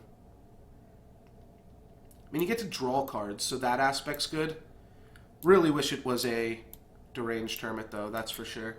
Now we need to grab, like, an acidic slime, or there's some other things that we could potentially grab instead of it. Also don't love that we just kind of lagged out there, but looks like we're back in it. Overgrown Battlement as a 2-drop. That sounds good enough to me. The Panharmonicon seems like it would be sweet in this deck. I mean, everything is a creature with an enters the battlefield ability, but if we can just kind of shore up our curve here. Bad creatures are still good because we can Eldritch Evolution them, and we can Birthing Pod them away, and Fauna Shaman them away. So all of those things still work out pretty well here. And absolutely nobody even wants to touch green. We could take a Trigon Predator as a solid 3-drop, and I think I am going to take that over a Rootbound Crag. I think we'll be able to figure out how to make the mana for Trigon Predator to work here. Mana fixing is pretty good. The deck may have been better off just without this, but... Oh, I guess we did have this guy as a 3-drop. I probably shouldn't have moved him over there to troll myself. Maybe we don't need the Trigon Predator then. This deck is already at 23 cards now, so now every card we grab, we get to cut something. Biggest thing we want, Mana Dudes. I would like another 5-drop or 2 to fit in there. Den Protector's probably going to get cut. We cannot really do all that much with it. It's also just a little bit of an expensive card for what it offers.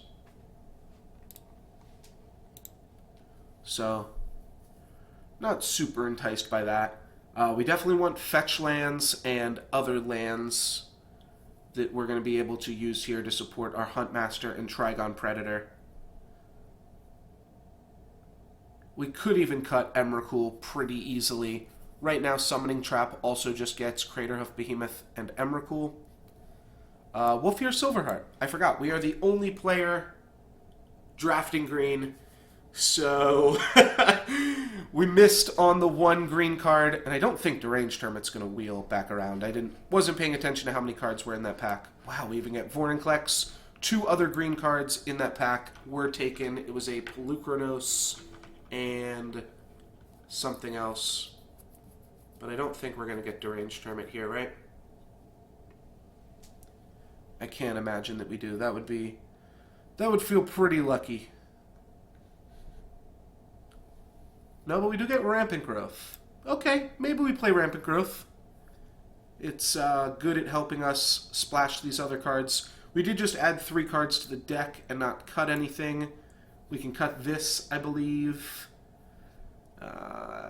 We'll probably wind up cutting the Trigon Predator as well if we can get another better 3-drop. And we can also cut this combo, though Summoning Trap for Vorinclex does now give us another better Summoning Trap target. So that's not too shabby either. What are some other things that we might actually want to pick up? If anything is like really good with Birthing Pod, and I'm trying to think of exactly what that would be. Deceiver Exarch might be fine, you know, just skip by the 3s, go right to the 4s. We're not going to pick up Kiki Jiki at this point, and we already passed a Splinter Twin. But, I don't know, feeling pretty good being the only green player. Well, Green Sun Zenith. How do you not? What does this guy do? If you control a bunch of creatures, you can give something haste. Don't really need to do that. Emrakul doesn't need haste. And neither does Craterhoof Behemoth. So, I guess it's good with Wolfear Silverheart, but I don't think I'm going to take that. It's really Taiga or Green Sun Zenith. Oh, there is also Kiora's Follower. Oh, God. Kira's follower is so good with Birthing Pod. And it's a ramp dude. Oh, that would be so sweet. I have a feeling, though, that I'm just going to be able to do something like this. Those Sylvan Caryatid kind of gets us back in it here. Is there anything else that we'd want to play? Maybe No, we wouldn't play Farseek over Caryatid. It would just be Lightning Bolt. Catacomb Sifter seems cool. Mirror Entity is a reasonable creature to pod out. But let's just take a Sylvan Caryatid. It's going to mean we can cut Rampant Growth. We could even cut Overgrown Battlement, though they are a combo in conjunction with each other. We'll see. We'll see. I think I like just going green here. Oh gosh. Gaia's Cradle, which also has the benefit of just being a land, so it doesn't really detract from our other picks. Yavimaya Elder is a pretty gnarly 3-drop for Birthing Pod. It does also color fix, but I'm just going to take Gaia's Cradle here.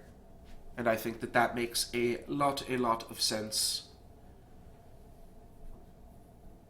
Being able to cradle. Oh, the Prime Time. The Prime Time is maybe the best card to trap out. It's not going to get us anything that great.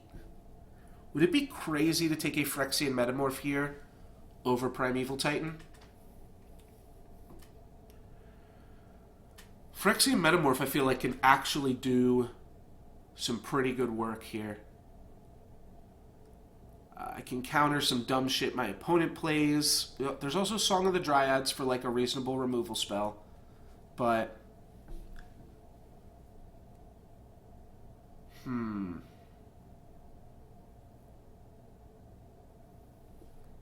It's not really a 4-drop for Eldritch Evolution. It is a 4-drop for Birthing Pod.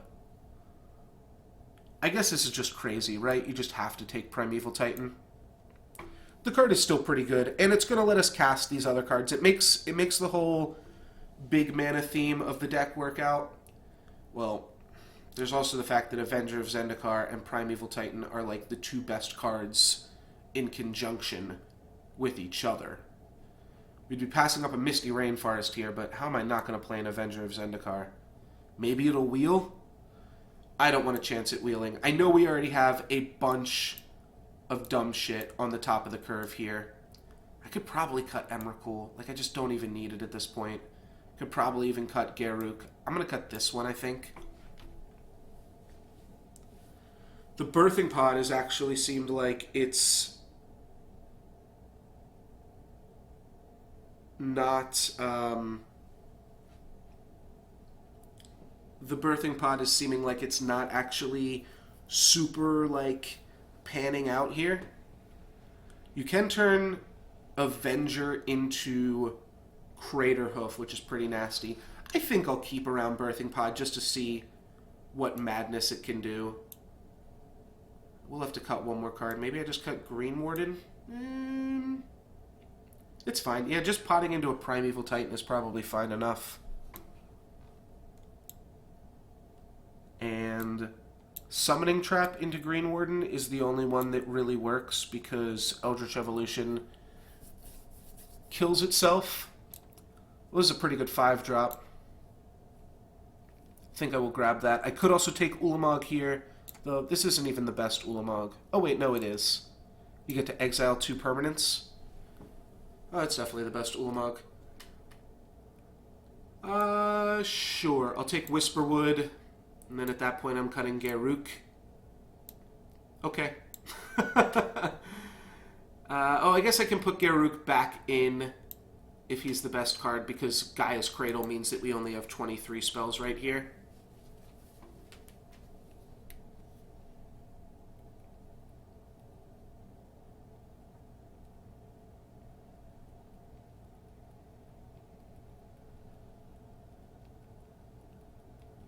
This is pretty crazy. I've never had a color be just like this open. But we are actually the only person in the world drafting green. Kitchen Finks is definitely going to be my pick here. This is a all-star with the pod. And we just get to pod right through it. So that means that we will probably want to cut Garruk Primal Hunter. What are our other 5-drops? We don't have any. I do maybe want to reconsider Huntmaster, though. There's a lot of ways to cheat it out, and I think this card is pretty solid. We can also Fauna Shaman it away if it's absolutely terrible. But we've got 1, 2, 3, 4 ways to put it into play. Yeah. We want to be able to pod through it. So let's hang on to Huntmaster. Let's cut Garruk so we can just pod right up to Craterhoof Behemoth. Scavenging Ooze is real good. Sylvan Library is insane. Oh god, guys. I think it's got to be Sylvan Library. That card just solves any problems that a green deck would ever think of having. We already have to cut one card right now, though. That's the crazy thing. So that's probably like Overgrown Battlement. And then we take Sylvan Library. We could just take Scavenging Ooze against a Reanimator deck or something. Have a little bit of a sideboard card. But Sylvan Library just seems so powerful that I think we have to take it. We don't need any of these things here. We could, like I said, we're going to wheel the Kira's Follower too. It is good with Gaia's Cradle. It's good with Birthing Pod. There's a lot of synergies with it. Maybe we will try to make it work, which would mean we'd put in the Trigon Predator, which also gives us answers to weird other things our opponents are going to be doing, like artifacts and enchantments. Maybe Scavenging Ooze was just better, just as a random sideboard hate card. I don't even need to play the Huntmaster, but it does work so well with this other stuff that we're doing.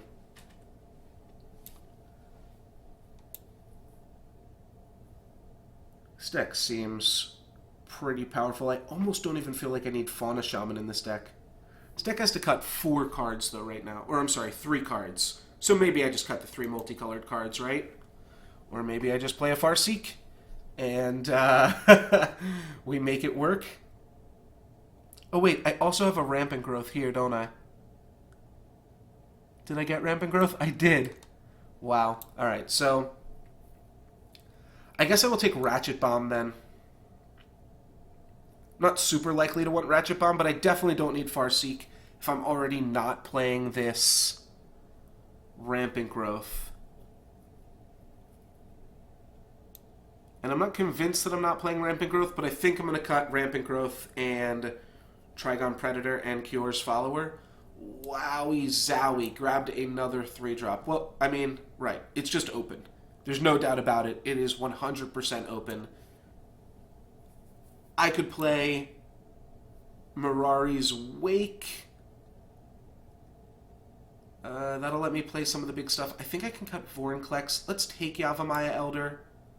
Let's cut Trigon Predator, Rampant Growth, Kira's Follower. Wow, it is giving me another choice of 4-drop.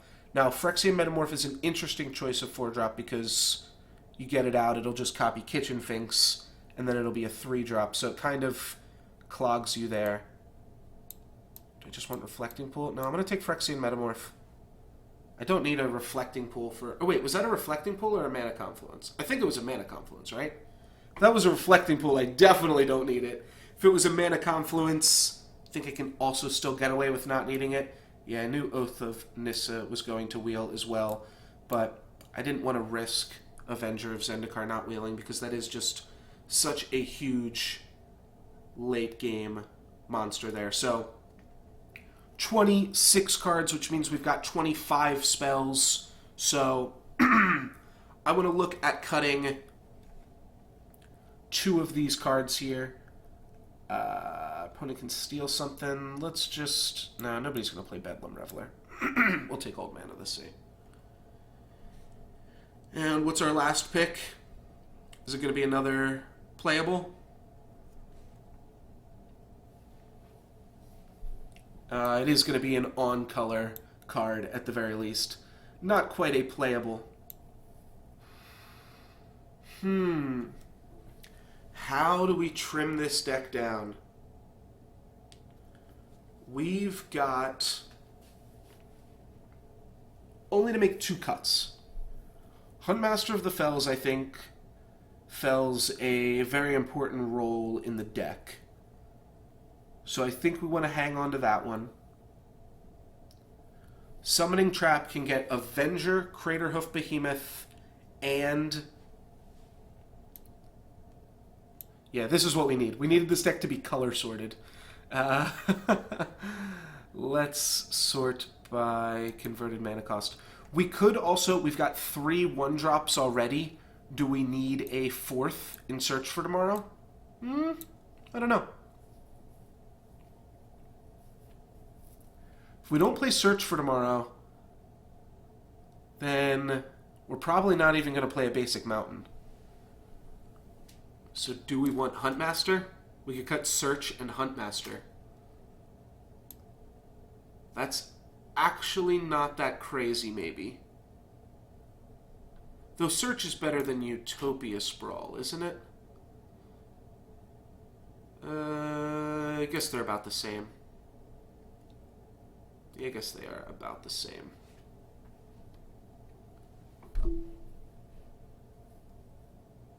Don't actually know which one's better. I guess Search is better with Raphelos. So maybe Search is better than Utopia Sprawl. We cut Sprawl and Huntmaster.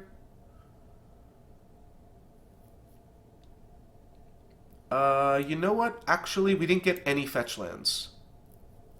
Alright, see you, Lotus Cobra. That is another color fixer, though, as well. The Overgrown Battlement is just better than Lotus Cobra here, so we could play Overgrown Battlement in its place. Overgrown Battlement is also a good anti-aggressive card.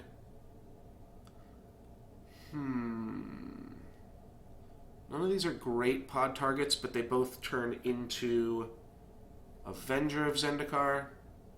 We're playing Huntmaster pretty much because it's a good pod target. We could also cut pod, but I can't do that. Maybe some other players can cut Birthing Pod from their decks. You know what we could actually cut, though, is Eldritch Evolution. The poor man's pod. We could play this. And we would be running a 16-land deck. But 16 lands is pretty light for a deck with Emrakul in it. We do have Relic of Progenesis as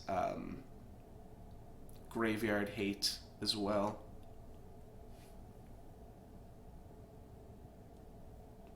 And like now that I've cut Eldritch Evolution, now I'm looking at cutting Huntmaster of the Fells as well again.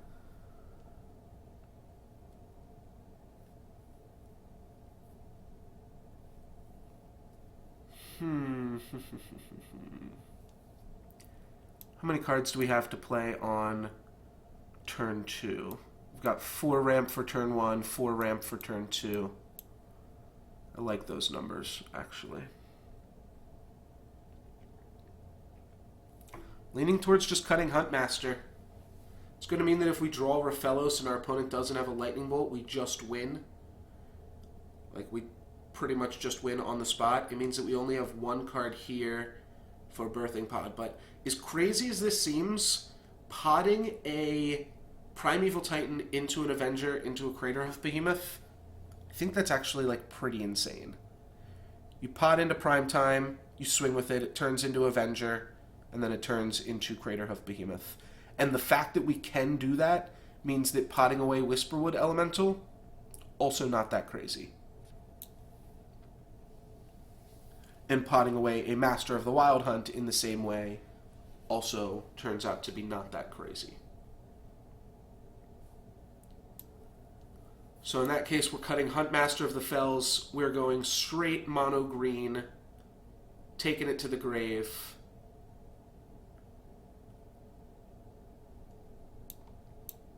Do we want another summoning trap target? Do we want an Emrakul, the Promised End?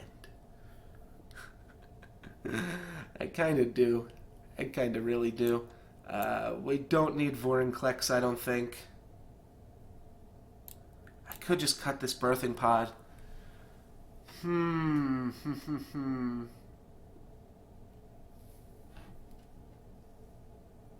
you cut the Birthing Pod, it does kind of free you up, right? There's like so many different ways to build this deck. What if we cut Birthing Pod, Kitchen Finks, Wolfear Silverheart, put in Garruk Primal Hunter, Emrakul, Vorinclex, and Rampant Growth. And then we have to cut one more card. I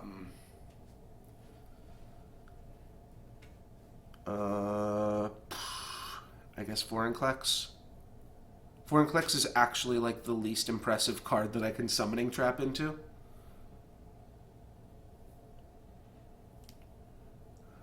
So I'm just thinking like this puts us on a more conventional ramp strategy.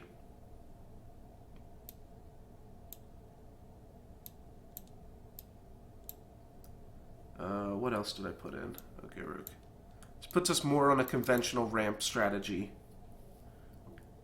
and doesn't actually seem all that bad.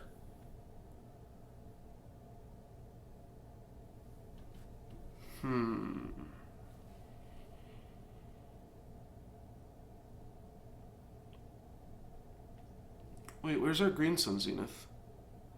Oh, we don't get it. Oh, what happened to Green Sun? Did I misclick it?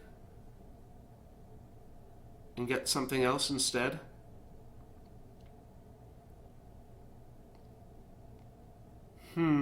That's kind of awkward.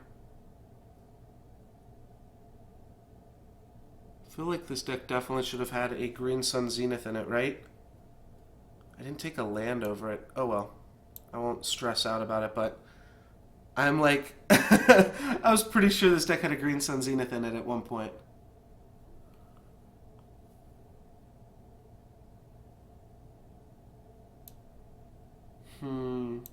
So I guess just the question is, what gives us a more consistent deck, right? And it's not actually super clear. This deck still has to cut one more card from it, though. I think this gives us a reasonable deck. We'll cut this. We can always change it around a little bit. Oh, there's Green Sun Zenith. Oh, okay, the card was just hiding out when I went to sort by color. That's a relief. Green Sun Zenith, don't you do that to me! Don't you do that to me, Green Sun Zenith. Alright, so this will be a 17-land deck. Let's... What? Why is it trying to give me a Plains? For Kitchen Finks? You trying to give me a Plains for Kitchen Finks, man? Alright. Here we go. All the forests.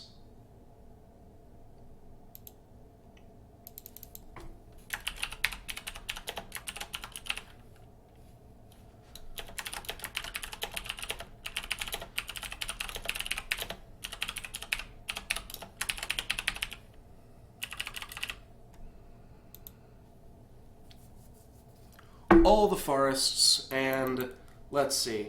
If this deck can't 3-0, then nobody should ever draft green. And maybe I'm, messing it up a little bit here with the Birthing Pod and the other cards that we're playing. But if this deck can't 3-0, this has got to be the best mono green deck that you can build. What am I missing? I mean, maybe you just shouldn't play mono green. But I'm missing, Llanowar Elves, Elvish Mystic, and Birds of Paradise? That's it? I don't know.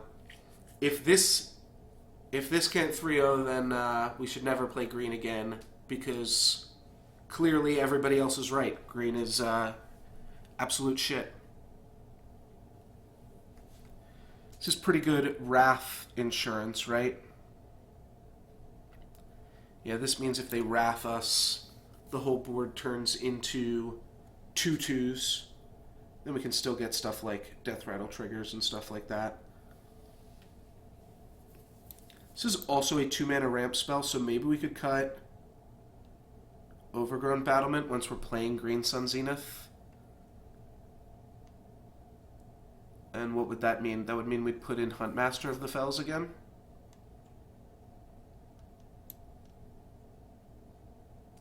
And then put in a Mountain. I don't know. I don't know how I feel about that. Let's just roll with this. A bunch of green creatures on the top of the curve. We can't tutor for Emrakul, so there's no need. And Craterhoof Behemoth just ends the game anyways. That's the other good part about Green Sun Zenith. Oops. It also just gives us another win condition.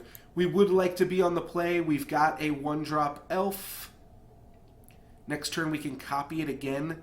Sand's a little bit slow though. Turn 3 we would have 4 mana and absolutely nothing to do with it because we drew so many big expensive cards here. We really just want an opening hand that is all ramp and then figuring out what to do with the rest of it later. So let's mulligan this one. Sand's even worse.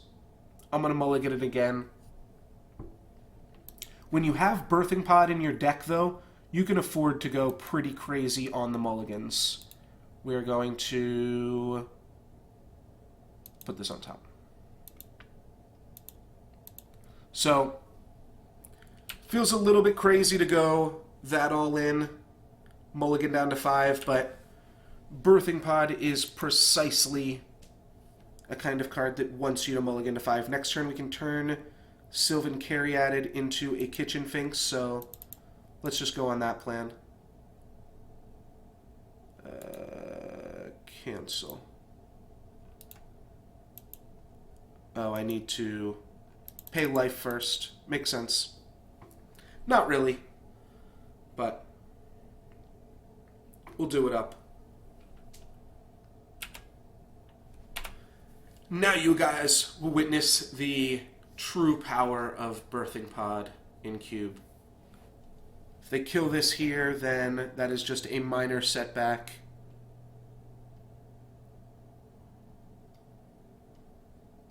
What else can we grab? What 2-drops do we have in the deck? This is definitely a deck where I want to take a screenshot of the deck so that I know exactly what I'm working with here.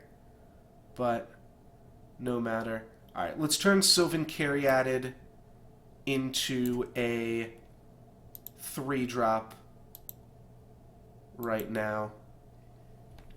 And I think it's just going to turn into a Kitchen Finks. That makes the most sense, right? Oh, it could also be a Courser of Krufix. No, let's go Kitchen Finks.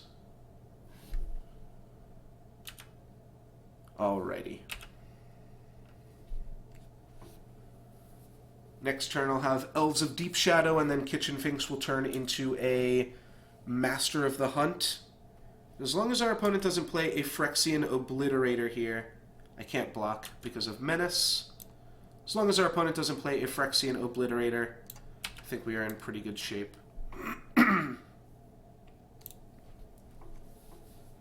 You know what? If they do play Phyrexian Obliterator, we'll copy it, and then we will start the game over.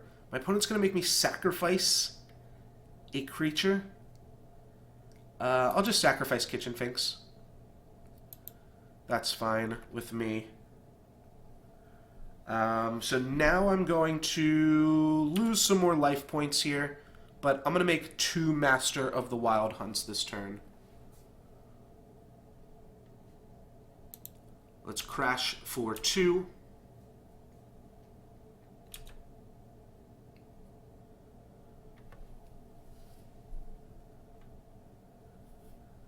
Alright, my opponent is just thinking about this combat, but there is nothing that they are going to be able to do. We're going to sacrifice Kitchen Finks, go ahead and get our only 4-drop, and then follow that up with our only other 4-drop.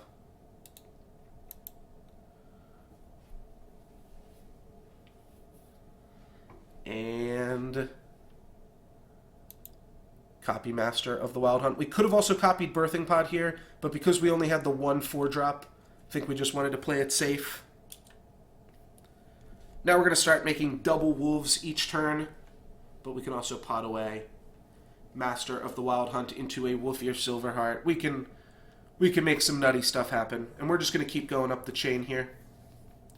Thragtusk may have been better than Emrakul, especially with what we wound up winding up on in the end. That's the only thing that would have made our deck a little bit better, right?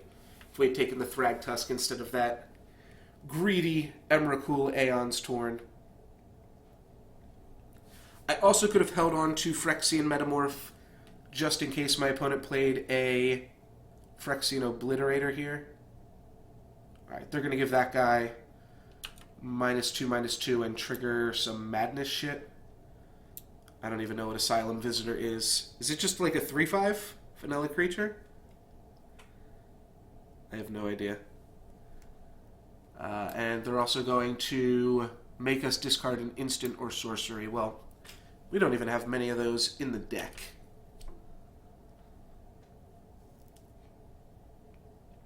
But you can have a look-see. Alright, it's a 3/1.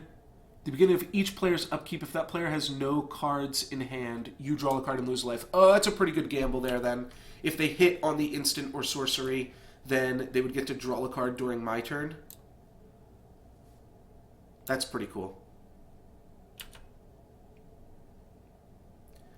Alrighty, and let's make some wolves. Always yield, always yield.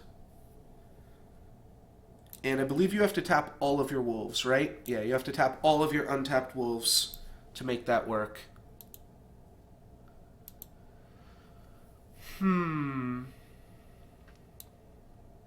Well, you know what we can do here? Oh, I guess we can't swing with this wolf to start things off. I can just beat down, though. Like, I can just smack my opponent here.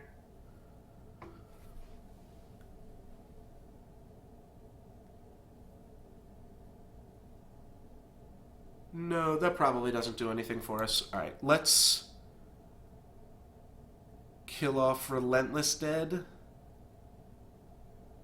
Oh, we'll just kill off Asylum Visitor.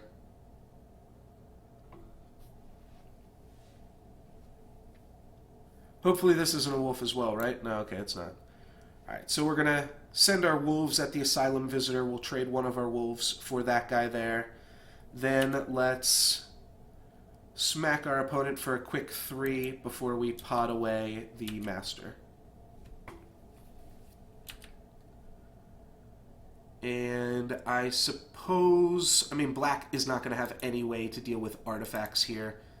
But I guess being an artifact is actually probably a beneficial ability. Do like non-artifact bullshit. Alright, and then we'll play a Whisperwood Elemental, and we will always yield to this triggered ability as well. Get to manifest a Yavimaya Elder. Pretty cool. It's going to be a Primeval Titan next turn, and then an Avenger. Okay, our opponent does have it. So, that's a little scary. But we can block it and just kind of not care with the Yavimaya Elder. Like, we can block it and then sacrifice it. Yeah, so we're just going to go big here. If we keep open 5 mana, we will be able to ignore the Phyrexian Obliterator. What we'll do is we'll block, then we'll flip this, and then we'll sacrifice it.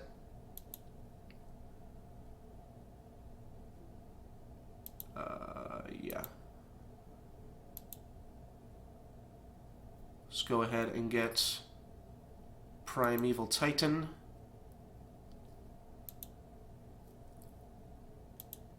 We could almost just start sacrificing lands here, too.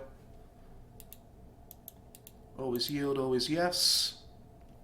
Because we do have a Gaia's Cradle out here now, as well as just getting a whole bunch of lands. But we actually want to hang on to our lands for one more second here, because having a few more lands in play is going to be good when we go and get the Avenger of Zendikar. So short of a Damnation, we are kind of killing it here. Our opponent also cannot win the game. So that's pretty reasonable. Phyrexian Obliterator has to attack. It does not. Mana efficiency. Do we just want to sacrifice this? Yeah, I think we do. Alright, let's turn this face up. And let's sacrifice it. We're going to go and get 2 basic forests, and then we're going to draw a card. We can also kill this Abyssal Persecutor at any time here. Alright, 2 basic forests. You know what? Drawing Avenger or drawing Craterhoof Behemoth is also pretty reasonable, and we've got 2 draw steps to do that. We didn't hit, but no matter. Swinging with Primeval Titan, that seems like a risky proposition. So let's just do this. Pay some mana by tapping our Gaia's Cradle here. And then let's pay 2 more mana. Sacrifice Primeval Titan. Go ahead and make a whole bunch of plants. And now we've got another way to block Phyrexian Obliterator. I can also kill Abyssal Persecutor with the wolves right now, and I might take that offer up. Alrighty. Let's see, I don't know how we... Yeah, the only real way that we lose this game is off the back of a Damnation. Let's just kill this. Our opponent could blow us out here potentially too, but like with a spot removal spell. But all that they're getting to do there is kill off of our wolves. If they had a spot removal spell, they probably would have killed Avenger of Zendikar or Primeval Titan, right? Wormcoil Engine, that is going to be no match for us. I'm not even going to do the math. I'm going to play a Forest, which is going to give all of our dudes +1/+1. Then I'm going to play an Overgrown Battlement. And pay 2 more mana. Sacrifice Avenger of Zendikar. And all of our creatures are going to get plus, like, 13 plus 13? I don't know. How many creatures is this? Yeah, they all got +14 +14. So let's begin combat here. That's the combo. That's the deck. Mulligan to 5, just... Now, we got to play against a pretty weak monocolored deck here, I think, but... We got to Mulligan to 5 and just slowly birthing pod a 2-drop into a Primetime Avenger of Zendikar Craterhoof Behemoth. That's the deck. That is the mono-black dream here. Alright, they're going to block there, and block there. And they will take over 100 damage.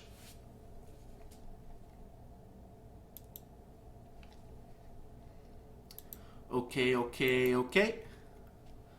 And yeah, they took they took 160 something damage in that turn. I think 167 damage.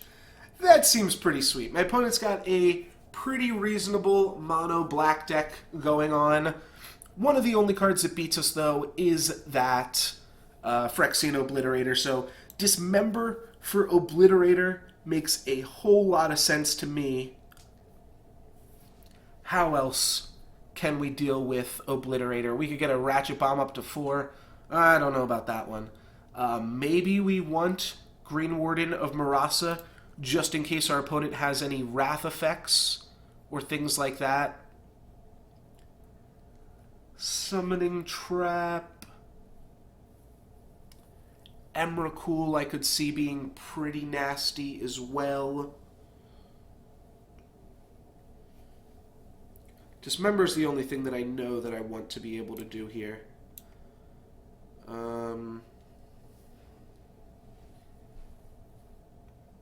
Phyrexian Metamorph, also a good answer.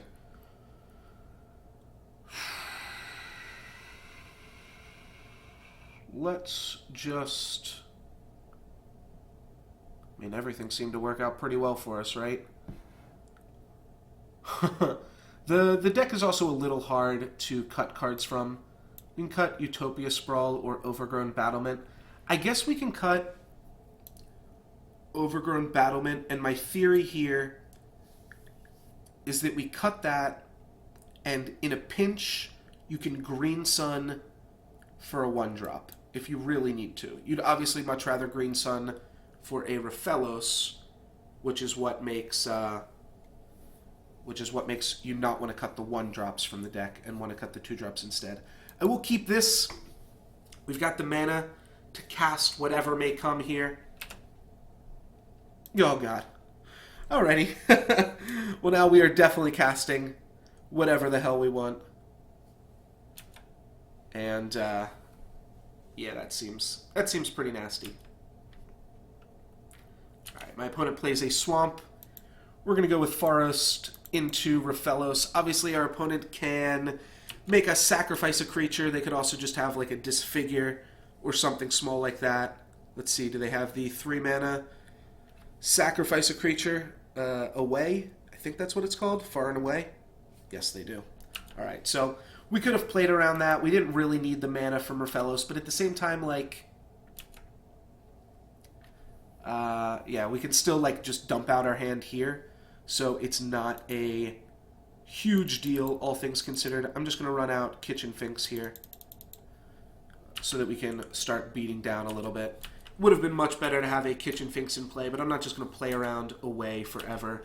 And we still have enough mana once we dump our hand next turn to really play whatever we want. Next turn we can play a 3-drop quite easily if we draw it. Put a +1/+1 counter on each attacking creature you control. That's not too shabby. Alrighty, so now we're going to want to actually draw some cards here.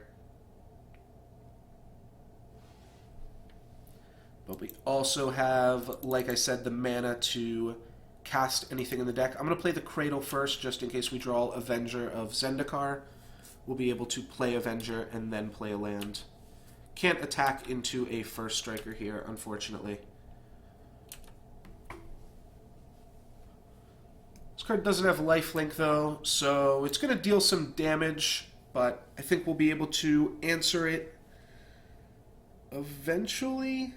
I don't know. We'll see. Once he attacks with it 3 times, we won't be able to dismember it. And then after that, we've got no reach or nothing like that in the deck, so we are really just leaning on finding a big fatty boom boom.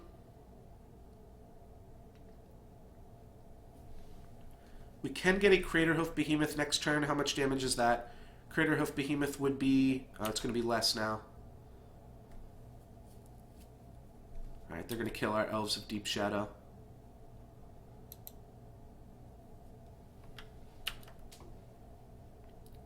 Craterhoof Behemoth would have been lethal if I was able to Summoning Trap for it, though.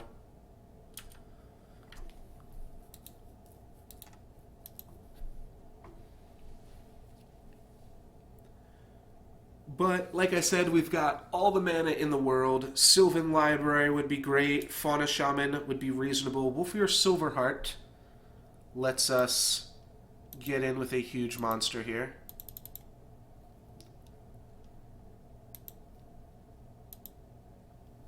That lets us smash for 7 as we Soulbind with our Kitchen Finks, and that's going to be a hard Soulbind pair for our opponent to break up here as well. Because Kitchen Finks will die, it'll come right back, and we'll be able to smack them down.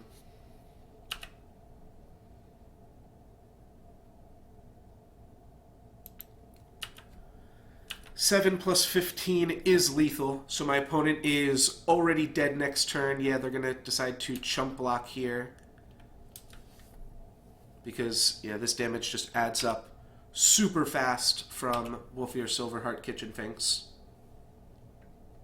Alright, top.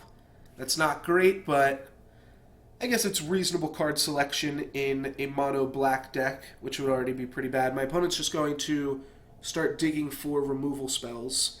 Doesn't even look like the removal that they've gotten is that great. It'd be pretty awkward if they... I guess Victim of Night can kill Wolfear Silverheart. And there's no... I guess this doesn't die to ultimate price. Alrighty. I should probably just start sandbagging my lands now.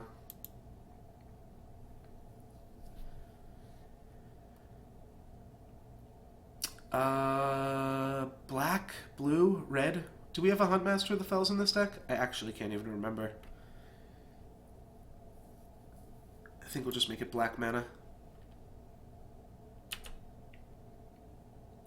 Where our Sylvan Caryatid's not going anywhere. My opponent stayed back, I think, to chump block here. Oh, you know what they're going to do? They're going to kill the Wolfear Silverheart, and then they're going to eat the Kitchen Finks. That was pretty dumb of me, right? Oh well. Deals combat damage, put a +1 on each attacking creature you control, so I won't get a +1/+1 counter there. I will get a persist trigger, but yeah, that one was a little bit silly. I don't know why I didn't see that one coming. Volrath Stronghold seems pretty good with Bone Shredder, doesn't it? Alright. That's a pretty awkward combo for us. And they're going to play a Wormcoil Engine. Alright, this game's looking pretty good for my opponents. I can copy a Wormcoil Engine, though. So I guess I'll do that.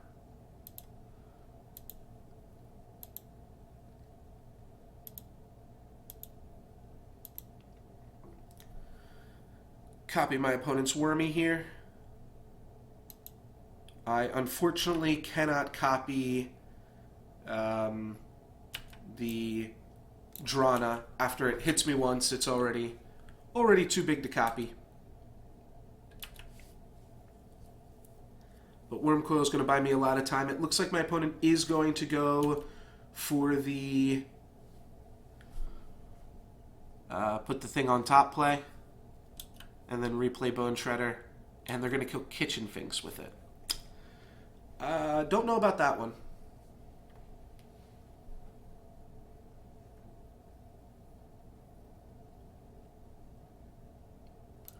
Don't know about that one. So here, if my opponent attacks with Wormcoil Engine, pretty sure I don't block.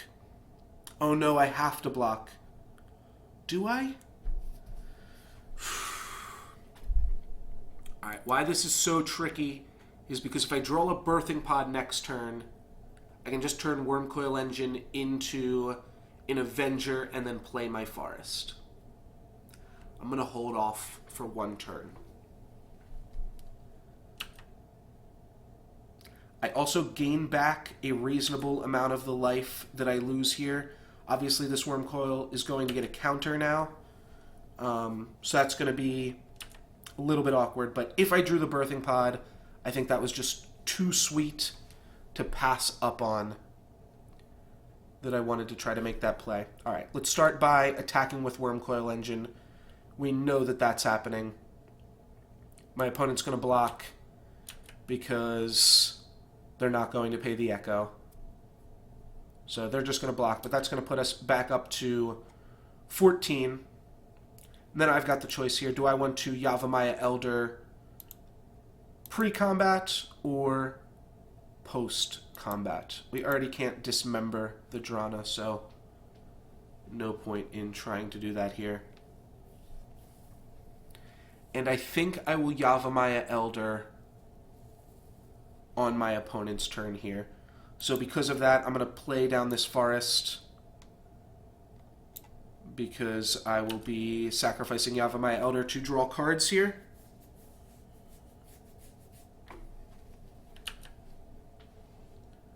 Alright, our opponent is topping on upkeep. I think they're just trying to find a land, and then they might use the Volrath Stronghold play again. I mean, it's a pretty good combo, just be able to blow up a creature every turn, and because of the Echo ability, you can always just sacrifice it on your upkeep. So I like that here. Liliana to one target creature gets... Alright, so that might be on my Worm. Not sure. Alright, they are going to do that on the... Oh, I'm such an idiot. -2, -1. Wow, I'm an idiot. Alright, sorry about that. I thought it was -2, -0 because I don't play enough standard. So I just lost my guy for free. I could have drawn an additional card here. I think now I have to chump block Wormcoil. No, I don't have to chump block Wormcoil. They've got to keep Wormcoil back to block for their Liliana. So I'll take 5. This could help a Craterhoof Behemoth just get a little bit bigger. And that might be all that we need. Search for Tomorrow is pretty brutal here. Let's attack Liliana, which will lead our opponent into trading off Emrakul's.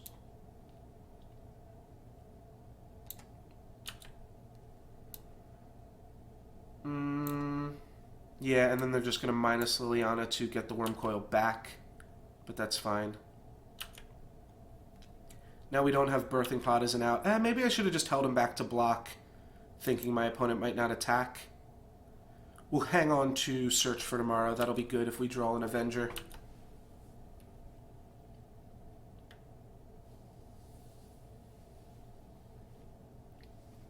We can actually still win this here. Our opponent hits us for 6 and then 7. Yeah, they clear out the lifelink guy. They're actually going to hit us for more here because of this Liliana. But they didn't get back Wormcoil. They probably have a good play to make with the top, though, I would have to imagine. We'll just trade... Alright, they're going to finish off our lifelink worm and nug us for some damage, and 6+7 actually is lethal. They're going to swing out here. I will block, because this is lethal. Let's block the lifelinker. Now I've actually got to win this turn, so I don't think that that's possible. Yeah, my opponent has 2 lethal attackers for next turn. Man, if my mono green loses to mono black, that is embarrassing, isn't it? No way we're going to let that happen.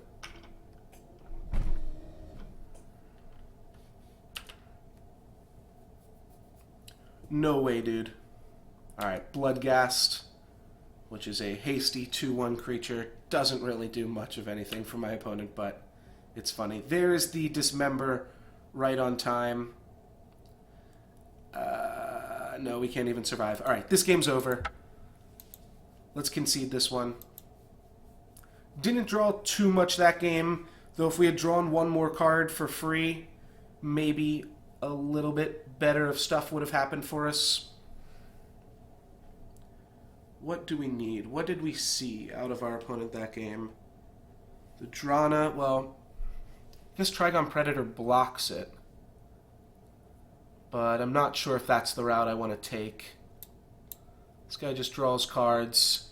Garruk Relentless could come out and fight Drana the turn our opponent plays it. After that, it kind of runs away from us there. All of our Drana answers really just answer it that first turn. Ratchet Bomb might actually just be better. It also could potentially be an answer to Phyrexian Obliterator. We'll just want to tick it up to 3, pop it on Liliana or Drana, and then tick it up maybe to kill with Abyssal Persecutor or Phyrexian Obliterator. We can try that. What's going to get cut for that is the question. I guess we cut either a Devoted Druid. I don't know if we want to cut any big stuff here.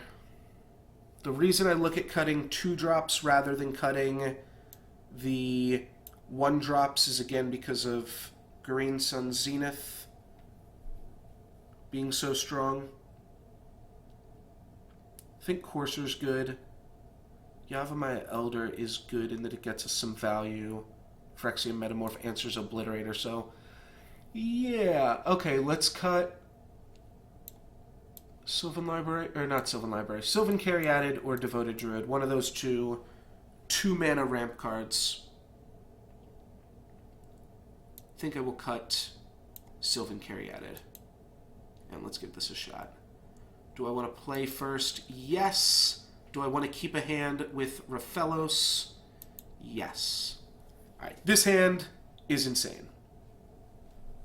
This hand's got the turn 1 Search, turn 2 Raphelos, turn 3 we'll have access to between 7 and 8 mana, and depending on if we draw another basic forest in 3 turns, and we might even just be able to Green Sun for Avenger on turn 3.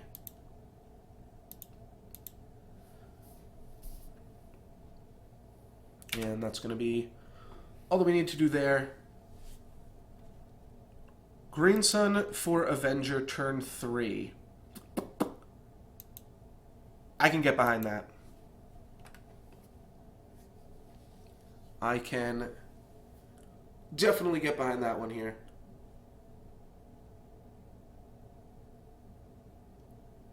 Okay. On to my opponent's turn now. Got a lot of stops set. We're doing okay on time.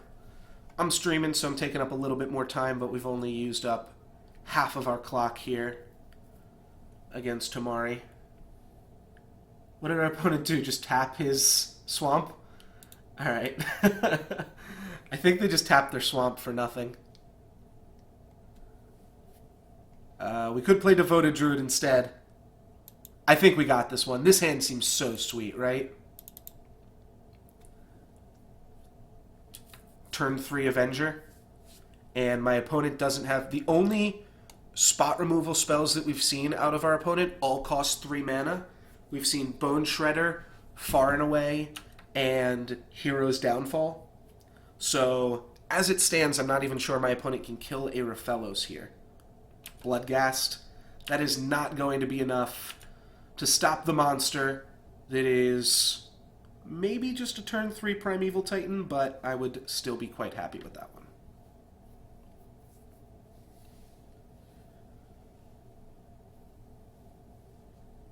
Search for Tomorrow is going to unsuspend. We really want to draw Basic Forest here. That'll let us make 4 plants.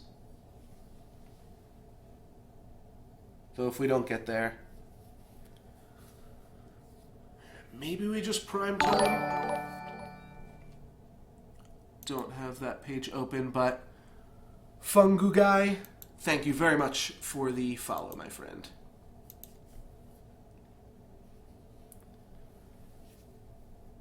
Opponent's a little bit afraid of this Search for Tomorrow here. Alright, they're going to let it resolve.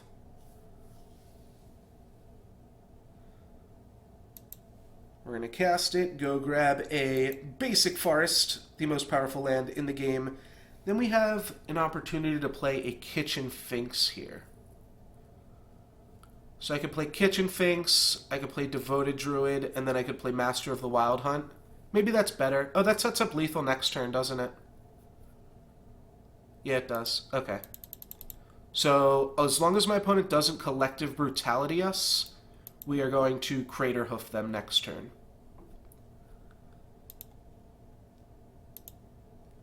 Play Devoted Druid, 1 mana floating, Gaia's Cradle, and play a Master of Wild Hunt. So yeah, we can Green Sun for X equals Crater Hoof Behemoth next turn. And that is a Bone Shredder on Raphelos. That hurts us a little bit, obviously. Oh, they're killing Master of the Wild Hunt. Okay, well then we can still play Crater Hoof Behemoth. We can give all of our creatures +4/+4, and we can swing for lethal. Very cool. Oh wait, we don't get to swing with 4 creatures. Yeah, it's still lethal. It's 9 + 7 + 4, which is 21, and my opponent gets to block 1 point of damage. Wait, 9 + 7 + 4 is 20. Alright, how much mana is this? 1, 2, 3, 4, 5, 6, 7, 8, 9. Oh, wow, I can do it with Devoted Druid. Perfect. I love me some Devoted Druid action. Very cool.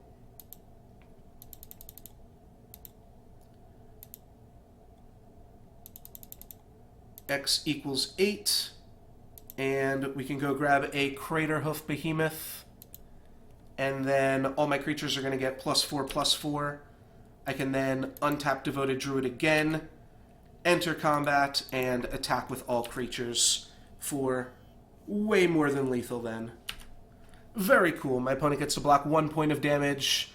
They will take 23 and go down to -3. Cool, cool. Alright, we got there. That was a pretty explosive game.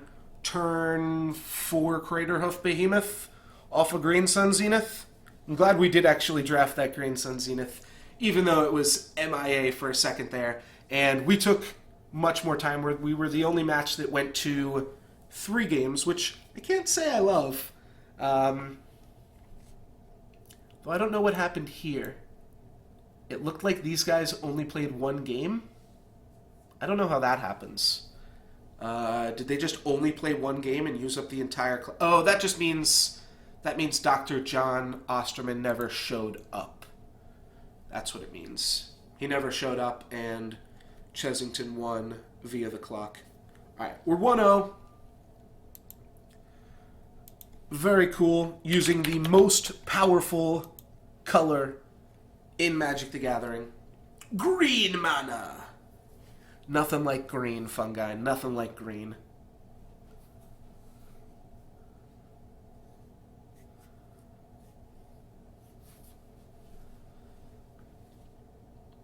See if we can green some people right now. This is looking good. I'm going to go grab some shoes real quick. I'll be right back. I'm going to grab some water, too. Don't go anywhere. Don't change that dial.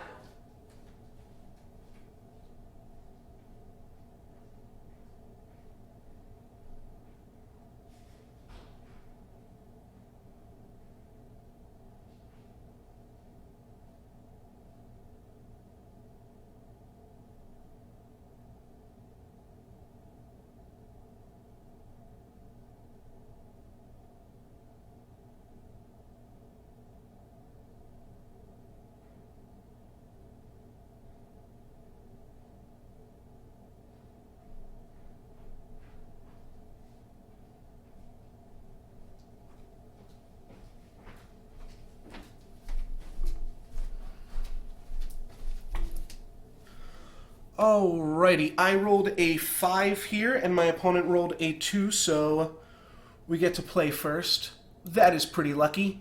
And do we want to mulligan this one away? I don't think so. We've got the mana to cast a Wolfir Silver Hearts pretty early on in the game. We can cast it on turn 3. I'm going to go with a turn 1 Finhorn Elves into a turn 2 Search for Tomorrow with this hand. And then we can play, right, a turn 3 Wolfir Silverheart, and we should also be able to play whatever else we draw out here. Sylvan Caryatid, does that change anything? We have another player on black. That's pretty crazy. Don't think Caryatid changes anything. Let's just play Forest into Search for Tomorrow.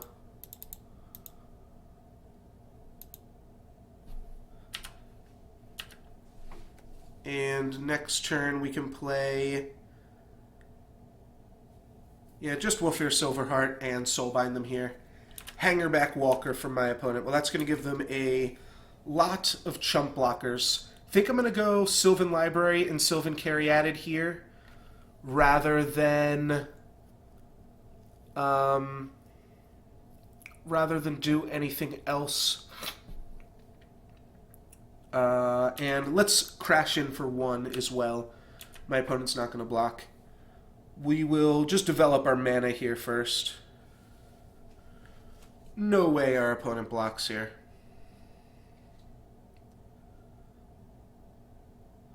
Unless they just plan on, like, never using that, that dude. That would be the only way that they would block.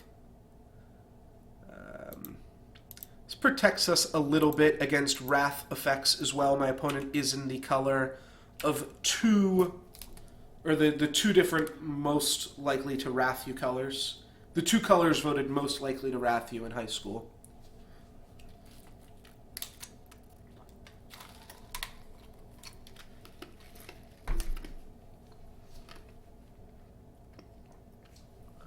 Damnation, I guess, is like one of the only things that Black has normally, but there's also, like in terms of modern, I guess. No, that's not true. There's like Infest, Languish. I know there was a Toxic Deluge in this draft. Oblivion Ring on the Sylvan Library. Makes sense. We are just going to play a Forest then and smash our opponent for some damages.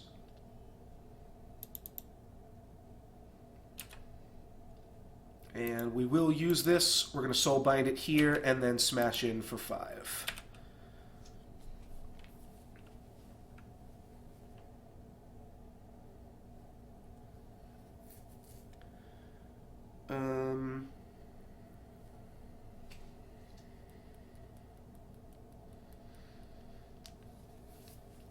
Alrighty, an imprinted Mimic Vat.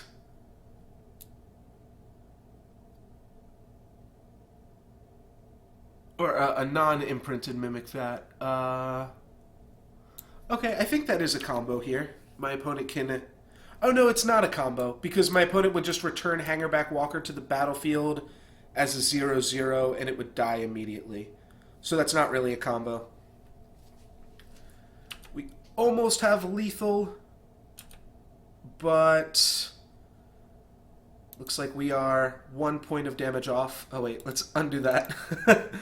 Let's enter combat first.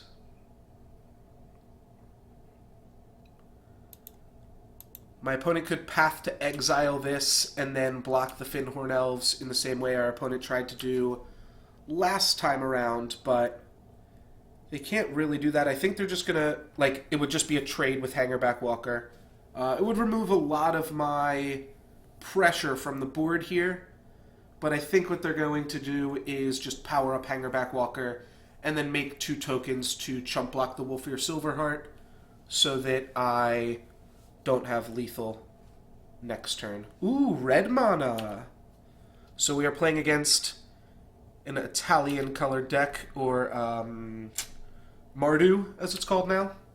And they are just going to go ahead and get 2 more chump blockers. They can put Hangerback Walker under the vat if they want to. It doesn't actually do anything, as I'm sure my opponent realizes. It seems like it would be kind of a cool combo, but not quite. Not quite going to do anything here.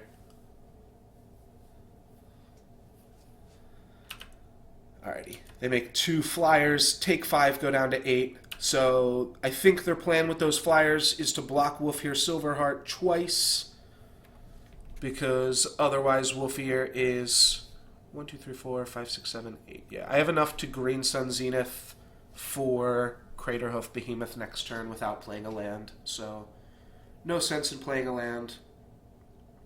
My opponent plays a blue or green spell now. That would be pretty crazy. It is 5 mana. Is it a Gideon? No, it is a Grey Merchant of Nugyu for 2.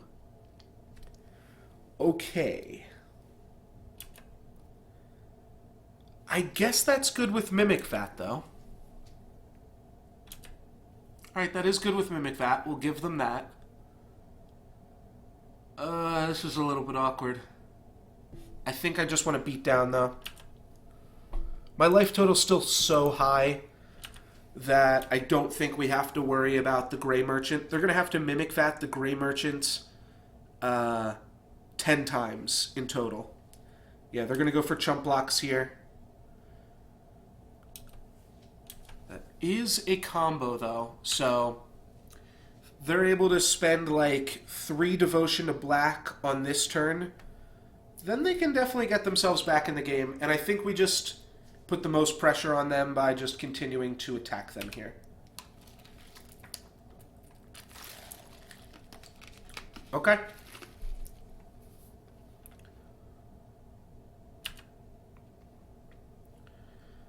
This seems good. Drew the Avenger.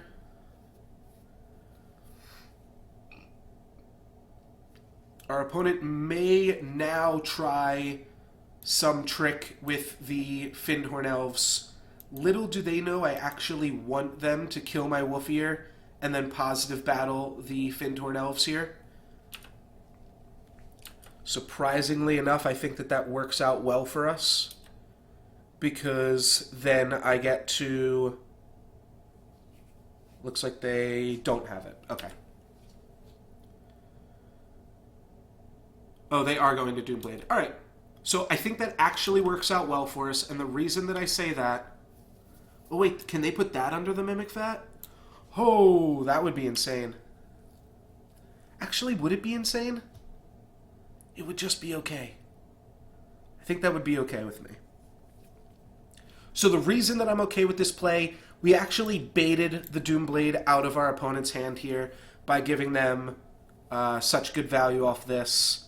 1, 2, 3, 4, 5, 6. It means that we do have to play Forest before we play Avenger, but I'm going to go ahead and play Forest Avenger this turn, and that'll give us infinite mana for next turn.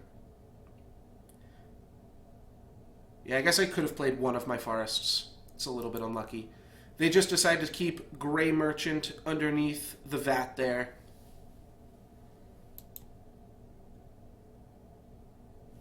Oh my gosh. Alright, well, that was a huge punt. I thought we were still in combat and I just pressed OK. Alright, I'm definitely giving my opponent some outs here that I shouldn't be giving them. Whoops. That's fine. Next turn we're going to Green Sun Zenith for Primeval Titan. And then we're going to go ahead and put Avenger onto the battlefield. Then play a land and attack with Primeval Titan. It's all going to work out. Yeah, Mimic Vat is pretty cool in a Mardu deck that is just like mono removal spells after that. It's hard sometimes to, keep looking over at chat, thinking about what you want to say about the plays that you're making, the commentary that you make on the game, and also kind of manage the game.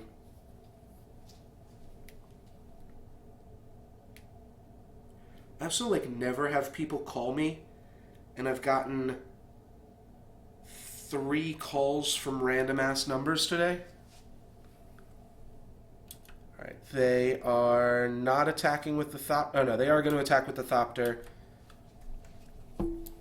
So exile at the beginning of the next end step. Alright, so they can end of turn Mimic Vat and then untap and Mimic Vat. That's pretty sweet.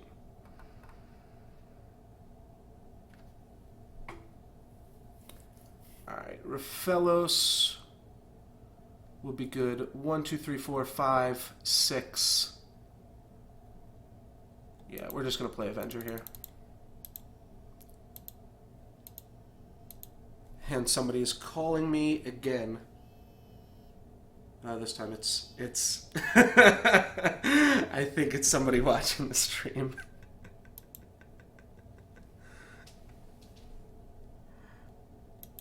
Are you watching, Chuck? Oh, actually you're not. Oh, weird. Okay. Maybe you are. That's funny.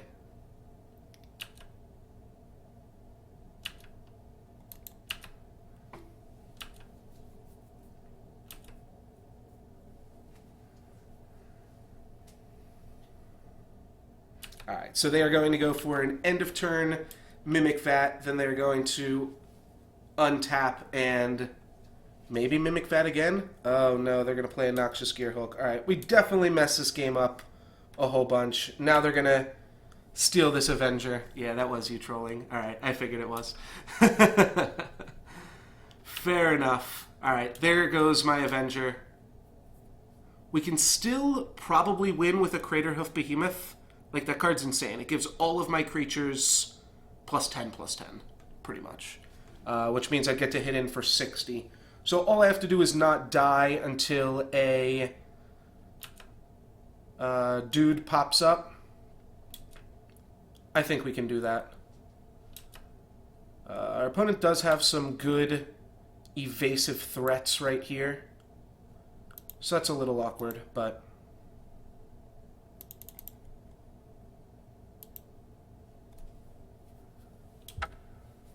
that's fine. We could double block the Gearhulk. We could also just wait and start throwing plants at the Gearhulk. Could also double block the Gearhulk with a Wolf token and a Raphaelos. Oh right, my opponent's going to start making plants now. Oh shit. Okay. Alright, yeah, I think we may have punted this game, though it's hard to tell. Our opponent could have had the Noxious Gearhulk as well. Oh, they also get to attack with the Avenger. That's pretty brutal. Alright, we're going to have to chump block with Sylvan Caryatid. Craterhoof Behemoth or Green Sun Zenith will still do it right here. Let's see if we can get there. Or Summoner's Trap. Summoner's Trap for it. Green Sun Zenith. Let's hoof it up, baby. I am not going to do the math. Oops. Undo. Undo. I'm not going to do the math. I am just going to be... whatever. Whatever. We can Green Sun for X = 9. I don't mind. We go get a Craterhoof Behemoth. All of our guys get plus a whole bunch, plus a whole bunch. Whew! Just in time. Just in time, my friends. Alright, let's begin sideboarding. My opponent has a Mardu, like, mid-rangey deck going on. Something like Trigon Predator against Mimic Vat could come in pretty clutch. We could also just keep doing exactly what we did. Yo, Bacon Poet, we won the first round. We were the only person that drafted green in this entire cube. Oh yeah, you can see by the stream title here. But yeah, only person that drafted green. So we've got all of these green cards, as well as all this shit going on. My opponent didn't play any Wrath effects, so that was lucky. Maybe just Ratchet Bomb is just a good catch-all answer, and should just be a card that we are looking at. Phyrexian Metamorph also copies Mimic Vat. So, how that works is you want creatures to die during your opponent's turn. If both players have a Mimic Vat, whoever's turn it isn't gets to keep the creature. And that might come up. We'll explain those rules more as we get into it here. So let's say we cut I guess we'll cut Overgrown Battlement and just try to win with this deck. Just Ratchet Bomb, a little bit of interaction for our opponent. I have a feeling we might just play Ratchet Bomb against everybody. If they're an aggro deck, it's good. If the only way we wouldn't want it is if they're a control deck, because it can't kill, like, Keranos. I think we're going to play against the Keranos last round, if it is still in the draft.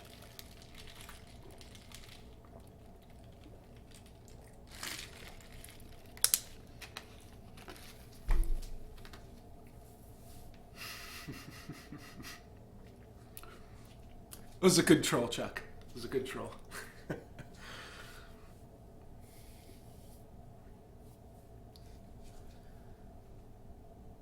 Take some time to just memorize the deck list here yet again. That was a super close game. It was a super close game where I wound up hitting my opponent for like 50 damage at the end, but what happened in the interim was pretty close because I kept a pretty land-heavy hand.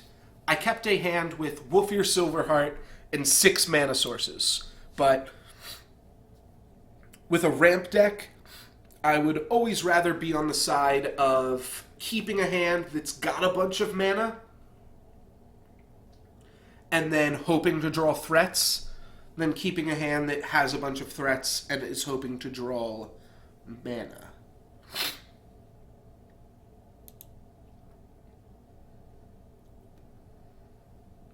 Alright, our opponent is on the play here. Shouldn't be too much of an issue. That's just one more opportunity to draw a birthing pod for us. I think the birthing pod's right. I think it's been working out. If it wasn't a birthing pod, it would be like a Garruk, but I mean, it won us the game that, like, no other card would have won us. It just turned a Sylvan Caryatid into a Kitchen Finks, into a Hunt Master, or not Hunt Master, but Master of the Hunt? Master of the Hunt? I think so. Not Hunt Master, but Master of the Hunt. Into a Whisperwood Elemental, into Primeval Titan, Avenger Zendikar, Craterhoof Behemoth. So that is our birthing pod curve for those of you just joining us. It is the most ridiculous birthing pod curve you could ever imagine. Just the best green creatures on every converted mana cost. We didn't pick up Tooth and Nail, Thragtusk, or, I think there was one other good card that I neglected not to pick during the draft, but Tooth and Nail and Thragtusk are the biggest omissions from the deck. Tooth and Nail to grab Avenger Primeval Titan is like one of my favorite things. So here we have a super slow hand against a rather controlling deck. Now, while this hand is super slow, we can cast everything, probably. However, I am going to mulligan this hand. We've got Birthing Pod in the deck. I think that alone will make me a little bit more willing to mulligan. So if we take a look at Devoted Druid, we've got turn 2 Caryatid, turn 3 Courser. I don't think we need this. We really want a Llanowar Elf or like 5 mana cards. I don't think we need another Devoted Druid here. Yavimaya Elder is fine. That will probably get us some value. Alright, he's going to crack his fetch land for the Sacred Foundry. Okay, he just didn't opt for Sacred Foundry last game because he thought his life total was too low, but Sacred Foundry is a pretty sweet get. Bitter Blossom is going to stall out a lot of what we're doing. We're just going to Summoning Trap for a Craterhoof Behemoth, though. Not a huge deal. Let's yield to this Bitter Blossom. We will be able to play a Courser and then play a land next turn, which is always super sweet. And while Bitter Blossom is going to effectively gain our opponents some life, they are also on a 16-turn clock. So we do have that going for us, which is nice. Sweet. We didn't draw a land. So hopefully we can Courser, play the Gaia's Cradle off the top of our deck here. Alright, Basic Forest. I guess I'll take that too. Gaia's Cradle would have been a little nicer. Where's the top card of our library now? Okay. Whisperwood Elemental is going to be our draw for next turn. We will be able to cast it as well. If we draw Gaia's Cradle into Whisperwood Elemental, that would be insane. It's our only special land in the deck. And we're gaining some life points here, so we're kind of negating the beatdown aspect of the Fairy Rogue creatures. Interesting, my opponent doesn't attack here. Ooh, that's going to kill Courser. Normally...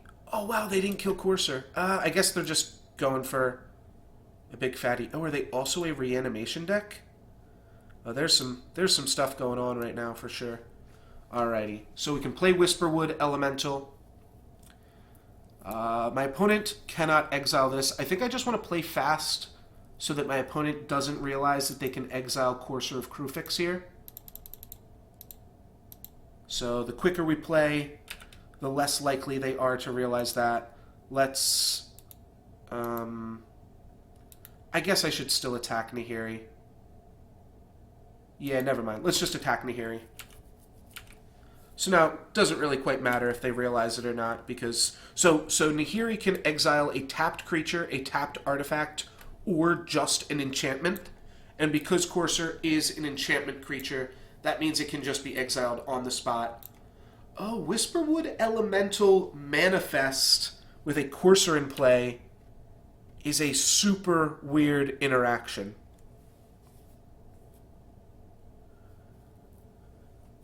That interaction is quite strange here, because our opponent is going to know what cards we're manifesting. Well, that's cool. I think we just want to swing out at Nahiri. Our opponent can probably have some answers for this. Our other option is to just trap. So we can swing out at Nahiri. Our opponent's just going to use a spot removal spell and then activate Nahiri, right? And then we just have to hope that they don't have... Well, even if they do have Emrakul, we can beat that if we get an Avenger. Alright, so that gains us a life point.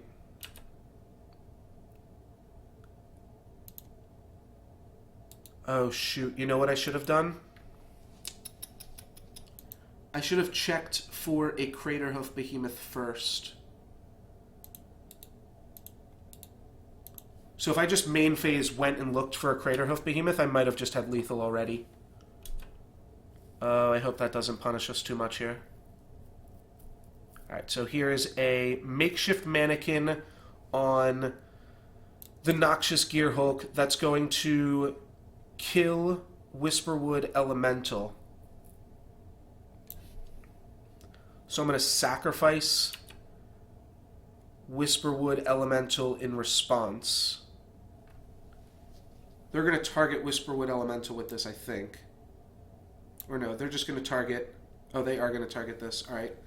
So they aren't going to gain any life points. Does this say whenever a...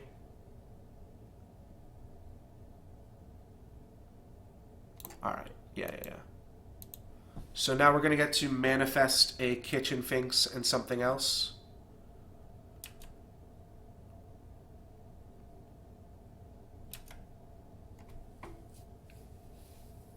This might not be that bad for us here. They might just go double chump blocks. No, they're going to turn our Llanowar Elf into a Kitchen Finks. That doesn't really bother me that much. Should I just look for a Craterhoof Behemoth now? I guess it's free. Let's look for the Craterhoof Behemoth now. We can also recycle this Kitchen Finks and change what that's going to become. Alright, we got Avenger of Zendikar. I'll take it. And then where do the rest of these go? Onto the battlefield in any order? Okay.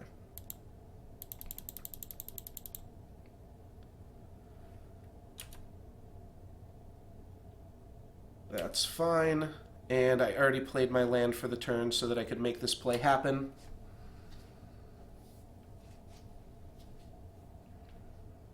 So that's fine. Oh, does Whisperwood Elemental not work for... Oh, it only works for when face-up creatures die. Okay. Gotcha. That's fine. I have to imagine this Avenger is going to die here. My opponent has a Nahiri. Toxic Deluge for X equals 5. That's going to kill everything. Damn. Puts my opponent down to 8, and then they spaghetti me? No, Gristlebrand me. You know what? This game's not over. This game's not over, for sure. My opponent gets to go up to 15 here, but then Gristlebrand goes back into their hand. They're going to draw the 7 cards, so they're down to 8, which means I can almost even present lethal next turn with Wolfir Silverheart. Alright, what's their other play? It's a 2-drop in the form of Pack Rat. Okay. Well, that's an annoying one. So now my opponent's going to be able to make 2 rat tokens every turn. I think that we will lose to. So right now, I suppose we are looking to just dump a whole bunch more stuff onto the battlefield and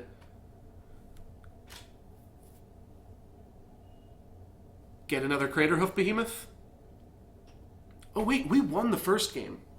Oh, okay. That's a weight off my shoulders. Whew! In my head here, I'm thinking, oh, we already lost the first game. Now we've got to play against this pack rat. I think we're dead. All right.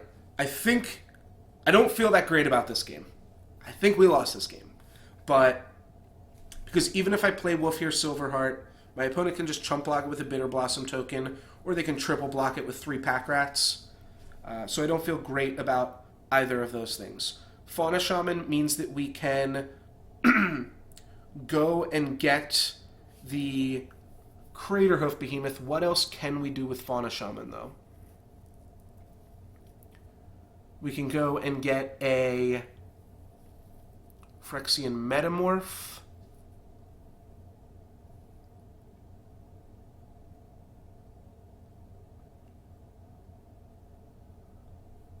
Alright. I think I want to play my land and just play my creatures.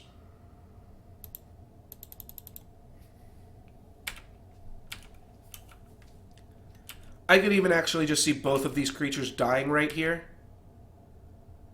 But if we can get in with a Yavimaya Elder, my opponent's dead. Oh, we're never going to be able to get in with it, right? They'll just chump block with the fairies every turn. My opponent only has 16 turns to kill us. But my opponent, considering they discarded a removal spell, they're probably in a good spot. They probably are sitting on a hand of a whole bunch of removal spells. They didn't discard any lands, which is kind of crazy. Considering they only need to hit 1 more land drop to be able to double Pack Rat activation. The fact that they didn't discard any lands leads me to believe they are sitting on a lot of gas, or they wanted to, like, be able to play a 7-drop that isn't Gristlebrand, because they did bin that. They do have some reanimation stuff in their deck, I guess, too. So maybe a Animate Dead. We could see something like an Animate Dead come out of our opponent here. Ratchet Bomb is definitely a whole lot better now that we've seen Bitter Blossom and Pack Rat on as 2-drops. Those are both powerful things that we don't want to play against. Imagine if we had not main phased... Ah, we could have won. If we didn't main phase the trap, then we could have end of turn thrown out a Zendikar, an Avenger. What did our opponent do there? Give all of... Okay, they gave 2 of our creatures -2/-2. Shambling Vent's going to get them back in the life total race here. And that's a reasonable land to hang on to as well. Though I'm not sure if it is. They might just want to start playing Pack Rats soon. Keeping a 7th land does let them play Chainer's Edict, but if you're going to keep your 7th land, you just have to keep Gristlebrand, right? Alright, let's play both of these monsters. 2 huge threats. Maybe that'll give us something here. Next turn we can cast Craterhoof Behemoth. Craterhoof Behemoth is also just lethal if we draw it. Card is a 6/6 haste trample by himself. That looks like 6 mana. Noxious Gearhulk. Where did that come from? I thought that card died already. Didn't my opponent Makeshift Mannequin that card?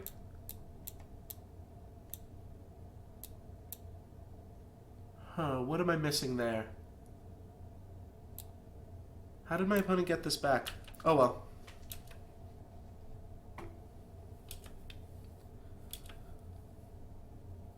Oh, that gains them 8 life? Oh god. Alright. Well, we are not going to be able to Craterhoof Behemoth kill them just yet now. Yeah, what am I missing that my opponent was able to get this Noxious Gearhulk back, guys?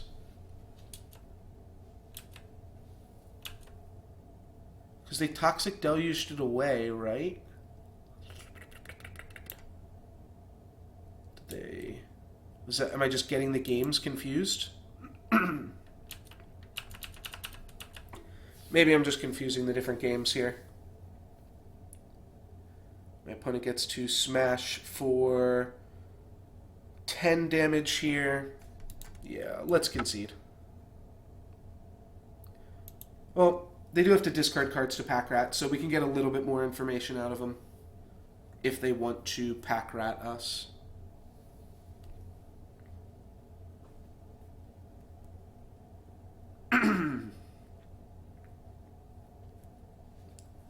Yeah, if anybody knows what I'm missing there, let me know.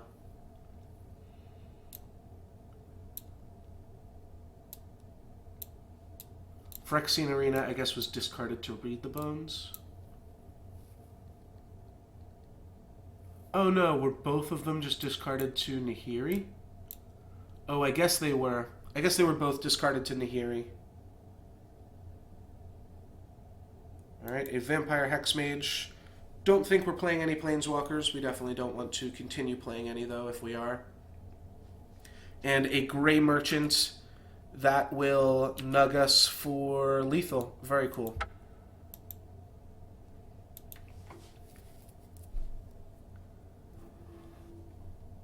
Yeah, that's true. They could have clicked concede by mistake. I felt like that was pretty unlikely there.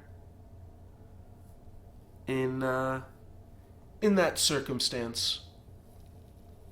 Kitchen Finks is interesting with Mimic Vat, and our opponent might not notice that. Den Protector and Green Warden of Murasa might be interesting cards here. Our opponent went with Packrat. Packrat. Alright. Let's grab a Dismember for Packrat, I think, too. That card is super annoying, and I guess I will cut a Kitchen Finks for that. Do I want to play a Green Warden of Murasa? Feels like this might go a long way against a deck hoping to just trade 1-for-1 with removal spells against us. What would we have to cut for that, though? Might have to cut something like Birthing Pod and then change our deck around a little bit. We do have a lot to work with here, though. If we decide that that is correct, we could do that. Emrakul seems like it might also be able to make some dumb stuff happen. Alright, let's go crazy here. Let's cut this. Let's cut... well, now I'm kind of stuck. Master of Wild Hunt seems so good, right? Maybe Wolfir Silverheart is just... My opponent just has so much spot removal that it's just not enough value. And we play something like this. I feel like we might want a little bit more ramp. Maybe Emrakul's just still too expensive. Emrakul might still be too expensive. Though if we have a Rafello survive, we get to play it. It probably only costs like 10. Birthing Pod is probably fine against them, though, too, at the same time. Alright, let's put in Birthing Pod, cut Emrakul. And we're just cutting Wolfir Silverheart for Dismember. Don't love it. Oh, we also put in Green Warden. Right, I guess we're cutting Wolfier for Green Warden more. Alright, so deck is a little bit more resilient now to spot removal spells. On the play, we have Sylvan Caryatid into turn 4 nothing, turn 5 Whisperwood, or turn 3 nothing, turn 4 Whisperwood. Yeah, 10 is still a lot of mana, I agree. His hand is pretty expensive. My opponent's deck is pretty slow, but we give them a lot of time to set up here with this hand. We are on the play. Maybe turn 4 into turn 5 Titan is still good enough on the play. Alright, let's keep it. So we're hoping to, for like turn 3, draw a relevant play. We cut the Kitchen Finks, so we're really looking for like Yavimaya Elder, or obviously Raphalos is insane. Devoted Druid.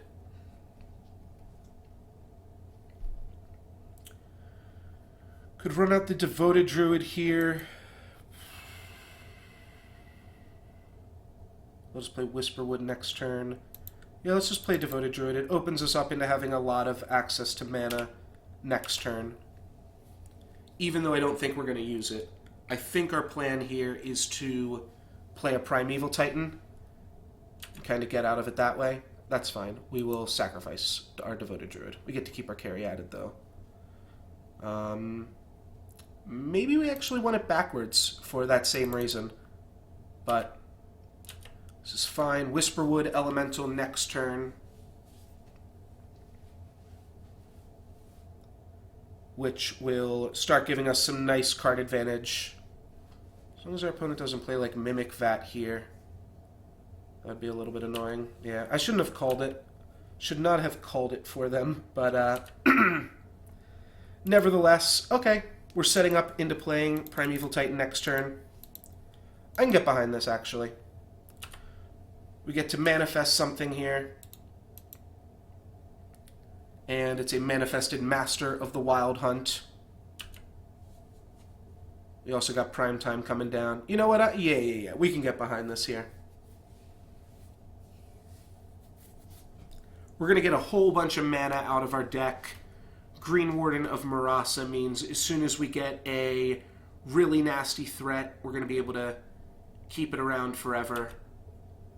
Bitter Blossom, pretty solid. And do they have a spot removal spell? They do have a Doomblade. We can sacrifice it in response. That doesn't really help us with anything here, but I'll do it just to counter their Doomblade. Alright, so now they have a Whisperwood Elemental, which turns into like 3 mana, manifest the top card of your library. That's not great, right? Obviously, when they can block with it, it gets a little bit better. But, yeah, we can beat this. Gaia's Cradle Forest. Boom. My opponent's sitting on 3 cards. If they kill the Primeval Titan, actually, that would make me shit my pants.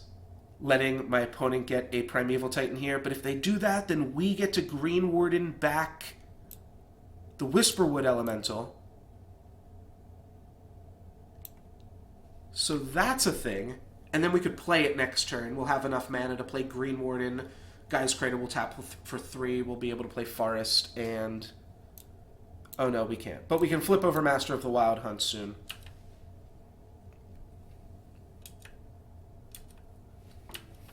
Need our opponent to have an Oblivion Ring style removal spell for Primeval Titan, or no removal spell at all. I will also take that.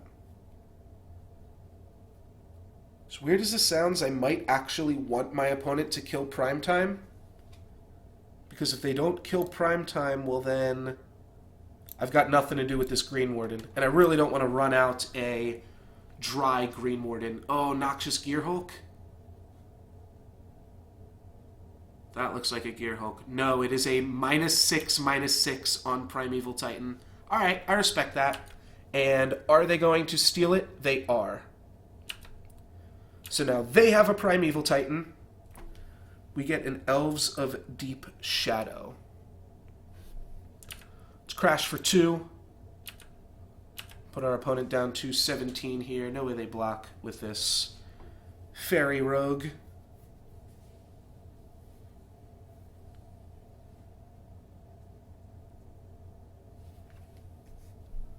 Oh wait, you know what? I didn't count the mana that we get from Sylvan Caryatid. We actually do get to play Whisperwood Elemental this turn. Cool. The only thing we don't want to Whisperwood Elemental is a...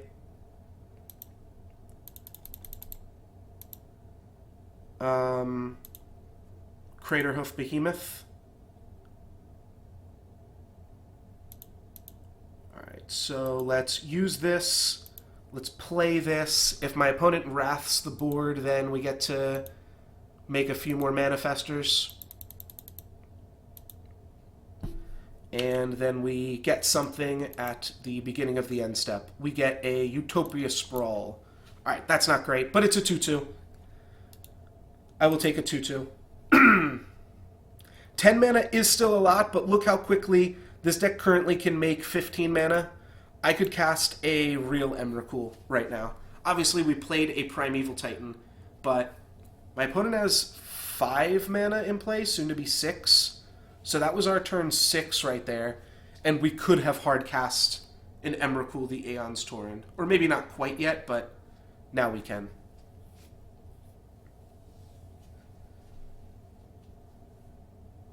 I guess if our opponent Toxic Deluges here, we only get 3 creatures.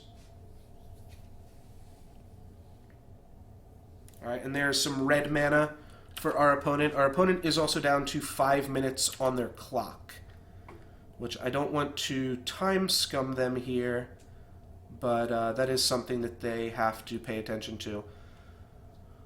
Oh, I guess my attacks are shit, right? Because my opponent has a Primeval Titan. Damn. That's super awkward. Okay. I can't attack. My opponent's going to have enough mana to cast Gristlebrand next turn. I just have to flip over my Wolfmaker. Green Sun Zenith. That's also a brutal manifest to grab.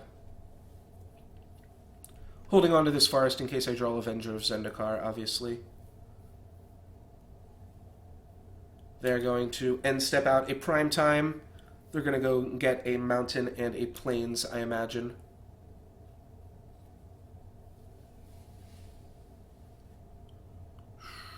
Maybe I could have just attacked. I would have lost. I wouldn't have attacked with Whisperwood Elemental. I also wouldn't have attacked with this. Yeah, it would have been a bad attack. I would have just been attacking with Guardian of Marasa and Utopia Sprawl. That's a bad attack. Never mind. Opponent has 2 cards in hand. Let's see what they got. I also don't know if I want to... You may exile it. Oh, that's going to be tricky. You may exile it. I need Green Warden of Marasa to die on my opponent's turn, that means. Alright, I'll take 6. Definitely don't want my opponent getting Green Warden. Though, right, if I block with it here, they won't get it. But also, I won't be able to get anything good back. So, I don't love that. And then they play a Liliana, and they're going to be able to tutor for Gristlebrand. Or some other dumb shit. But that puts Liliana down to 3.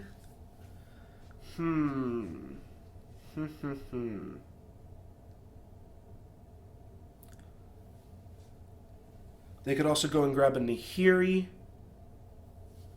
My opponent has a lot of tools to grab with that Liliana here. My life total's pretty comfortable, but they've got the mana to just cast Gristlebrand here. I can't imagine that we see anything other than that.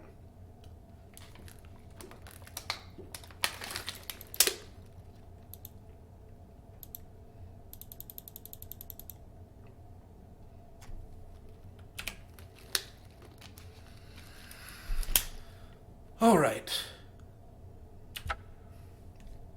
That's fine. And what do we have here? Another forest. Oh god. Alright, well. So if I attack all of my creatures, I get to kill Liliana.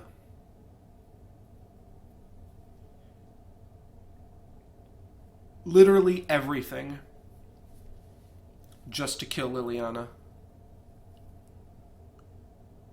I guess I can use Master of the Wild rather than attack with it.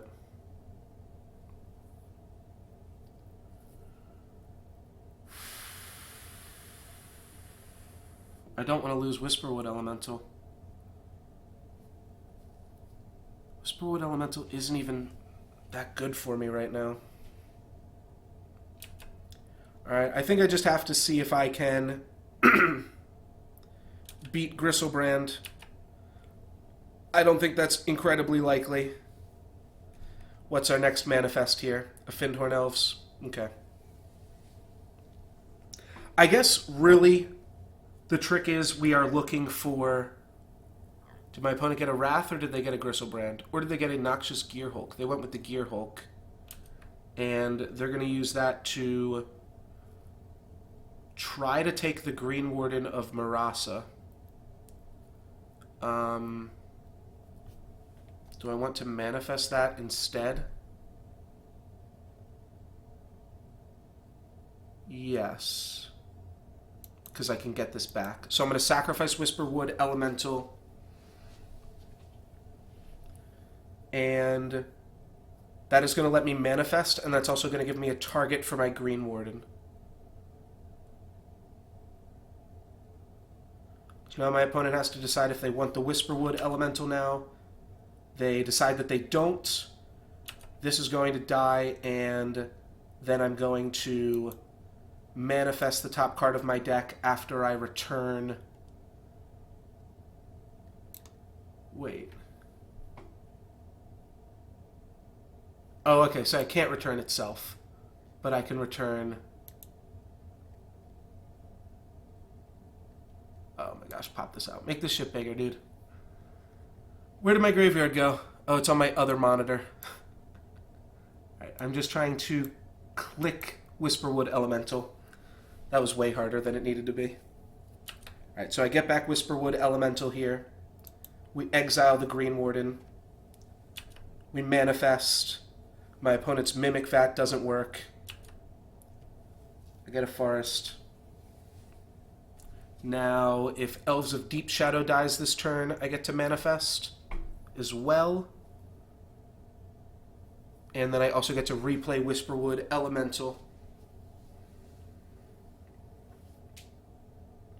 I don't know, I don't really want to win on time here.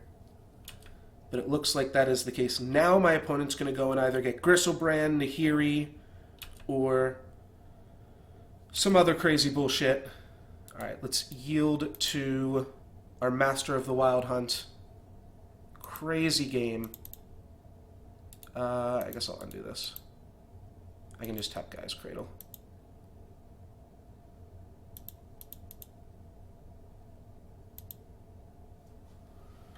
Courser of Krufix will play a Forest off the top. Yield to this. Play a Whisperwood Elemental. And we are just making a large amount of threatening creatures here. And we will always yield to Whisperwood Elemental once again. That is going to give us a Raphelos if we want it. Well, we don't need Raphelos. All we need is to draw Craterhoof Behemoth. We've got a Summoning Trap on top of our deck.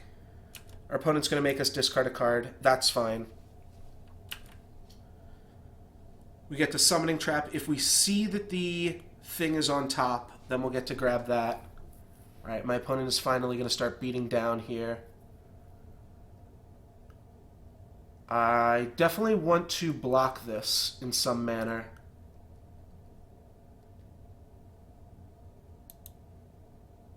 I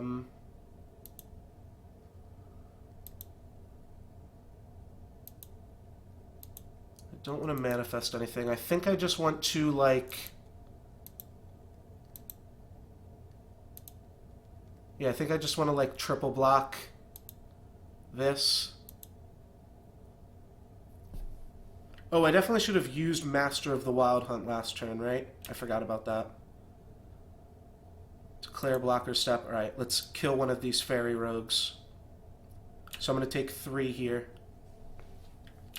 Then my opponent gets to go get back the Noxious Gearhulk if they want to, and I think they want to. They decide not to. They are a little bit too low on the clock, I guess. What did my opponent tutor up? A Toxic Deluge. So what's awkward here... They're going to go for X equals 6. And what's awkward here is if I... Oh, you know what? We have lethal. Yeah. We turn this face up for its mana cost. We turn this face up for its mana cost. Oh, that was dumb. Then we sacrifice Whisperwood Elemental. Now we're going to be able to get 5 guys here.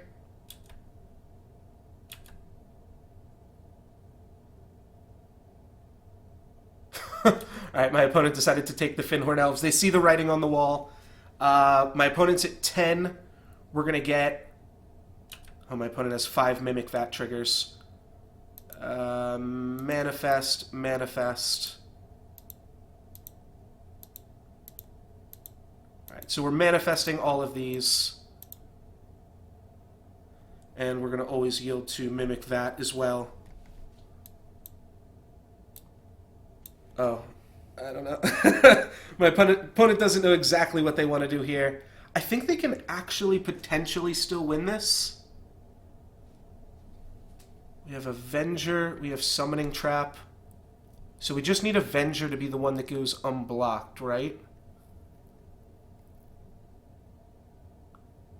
Let's turn this guy face up right now, just because we might need the mana. And then let's start our turn. I am not trying to stall my opponent out here. I am making legitimate plays, I believe. Now let's attack with our Summoning Trap.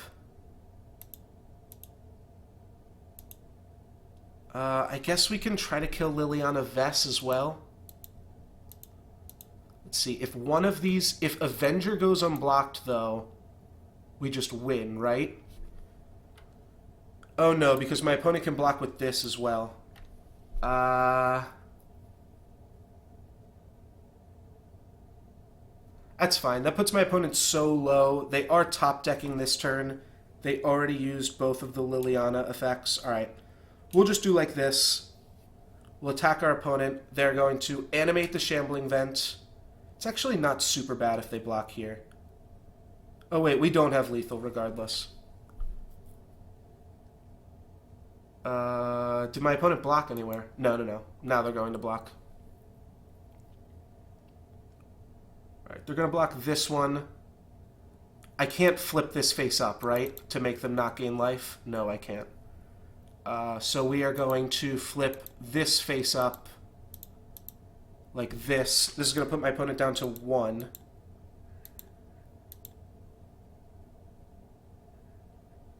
Right? Wait, why do I... Alright. I don't know why that made me spend so much extra mana there, but whatever. Makeshift Mannequin on the Gearhulk, targeting Avenger. Okay. That's awkward.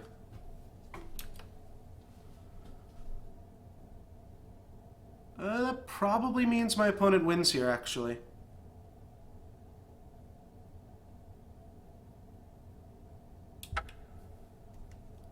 Okay. Alright, yeah, they get the Avenger.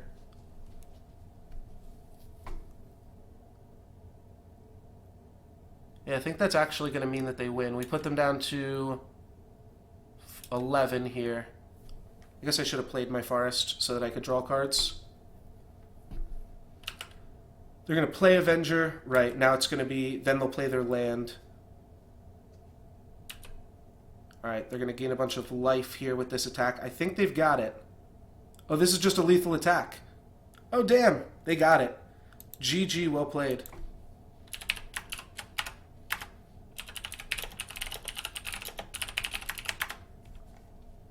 That was super close there for my opponent. They have Xaxes on the crackback with the dude there. That was hella close. Well, good games from my opponent there. And, I don't know, that's pretty embarrassing. I mean, I probably could have played better, taken some alternative routes, but, I mean, how can you expect to do better than that when you get literally every mono green card that is given to you? You get every green card that's given to you, and you still can't win. So that is pretty embarrassing there. It doesn't look like, for whatever reason, Eternal is working. I don't think Steam is down. That would be crazy. But I guess Steam has to update or something, and it doesn't want to. I don't know, but I can't figure it out here on stream. I do have some... Yeah. Our first round opponent, though, was mono black, so he definitely didn't get every black card. Yeah, I'm not sure what's going on with Eternal here, but I'm going to head out in a few minutes here anyways, so I might just call the stream here. It's a shame, because I kind of would like to play some Eternal. But don't know what else I can do. I tried launching it from Steam and launching it from... See if, like, Faria opens.